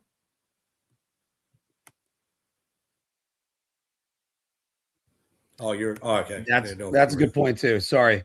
So I mean, like, the only problem is that right now they're another team that needs center depth. Dylan Strome, and then Justin Sardif, Nick Dowd, and then I liked Hendricks Lapierre in his draft year, but was Connor McMichael out still? Or what? Connor McMichael's nothing wrong with him, right? He's playing wing right now on their second line. That's why. I mean, their wing depth. I mean, albeit Washington's wing depth needs incredible help. They need help on the right side more than they do the left. But let me go with the 2-part answer of this. I'm sorry, I'm going with this because Buck asked right here: whoever they trade him, they can't get fleeced and have to win a trade. Do you have faith in the Drury to pull it off? The short answer is no. I don't have faith in the Drury. I don't know. Yeah, I don't either. I don't think he has a plan. I don't think he has the type of player that he wants. He's coveting all grit. Chris Drury was the guy that was grit, but also he had skill. And he also played on a team, on a line that you had grit, but then you had the skill guy. Chris Drury had skill and grit. He played with Alex Tanguay, who had skill. And I'm trying to remember who the other winger was. He played on Peter Forsberg. He played on with Forsberg? Yeah. So when they played with Tanguay. When they won, no. Sakic played with Tanguay and Hayduk. And Drury let's go to Buffalo then with him. Drury played with Vanek.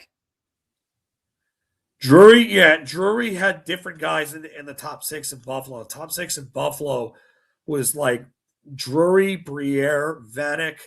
I think Drew Stafford at times was in that top 6. Alesh Kotelik, Jason Pominville was in that top 6. What? JP Dumont? Yeah, Pominville. I don't think Tyler Ennis would slide up every now and again, right? Tyler Ennis was there after Drury.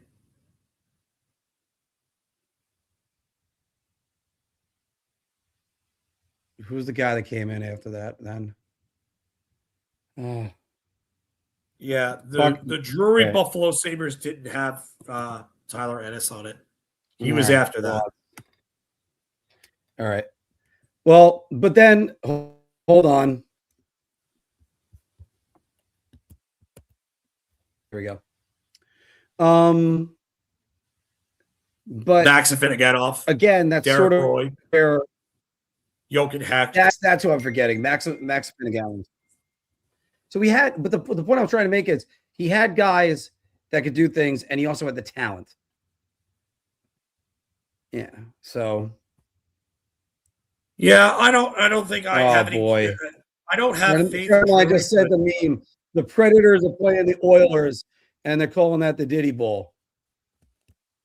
Oh, wow. Wow.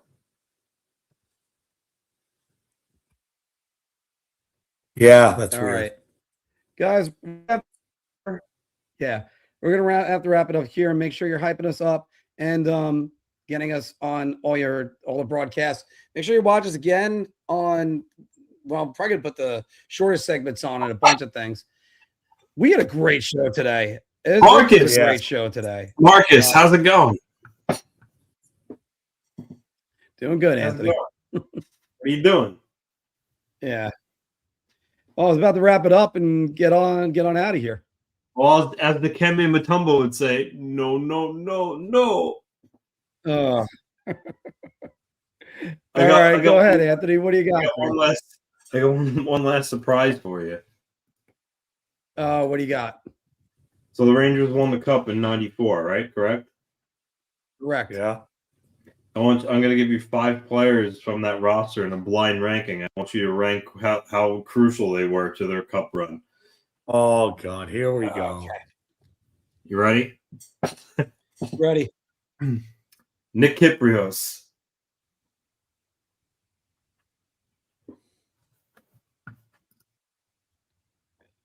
Four. It's 1 through 5? Yeah. Kyprios at 4? 4. That's interesting. I'm going to go 5. I thought about 5, but he's going to pull out somebody worse. Greg Gilbert. 3. I'm going to go.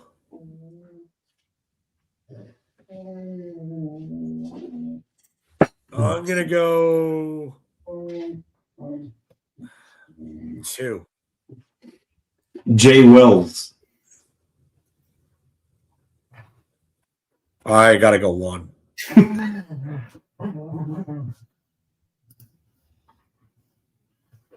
Yeah, Mark you muted. expected Anthony to say something worse, but okay. Here's the thing about I shouldn't be. Am I? No, you did. It was going. No, are you frozen? Is he frozen? Yeah. How about this, Mike? Yeah. No. No. Are you All right, frozen? I hear you now. You're lagging. Yeah, you are lagging. Okay. Jay Wells is 2. 2. By the Why way, Greg 2? Gilbert, the only person to win a cup with the Rangers and the Islanders. Jay Wells, you're saying Jay Wells was the second most important player in their cup run? No, in what you're giving me. Sergei Nemchinov. 3. 1. Because I have 1 and 5 remaining, and I can't see. This is also where you're smiling right now. You got 2 names, and you're gonna go. Mark Messier is the last one just to mess with me, or if I said 5, it would be Mike Hartman.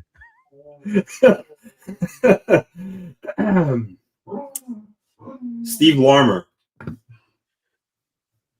I guess 4. I'll put him at 5. But Steve Larmer, I could put him a little bit higher, maybe 3, even on now knowing the list. That's good stuff. Yeah, Jay Wells was. Can't wait for Brian Leach to be the last one. Yeah, but Jay Wells was a lot more critical than people think. All right, guys. Unfortunately, I got to run a couple errands right now. Yeah, I'll see you guys later. Yep, and I'm already lagging, so take it easy. I'll see you guys later. See you later, guys. Guys, have a great out there.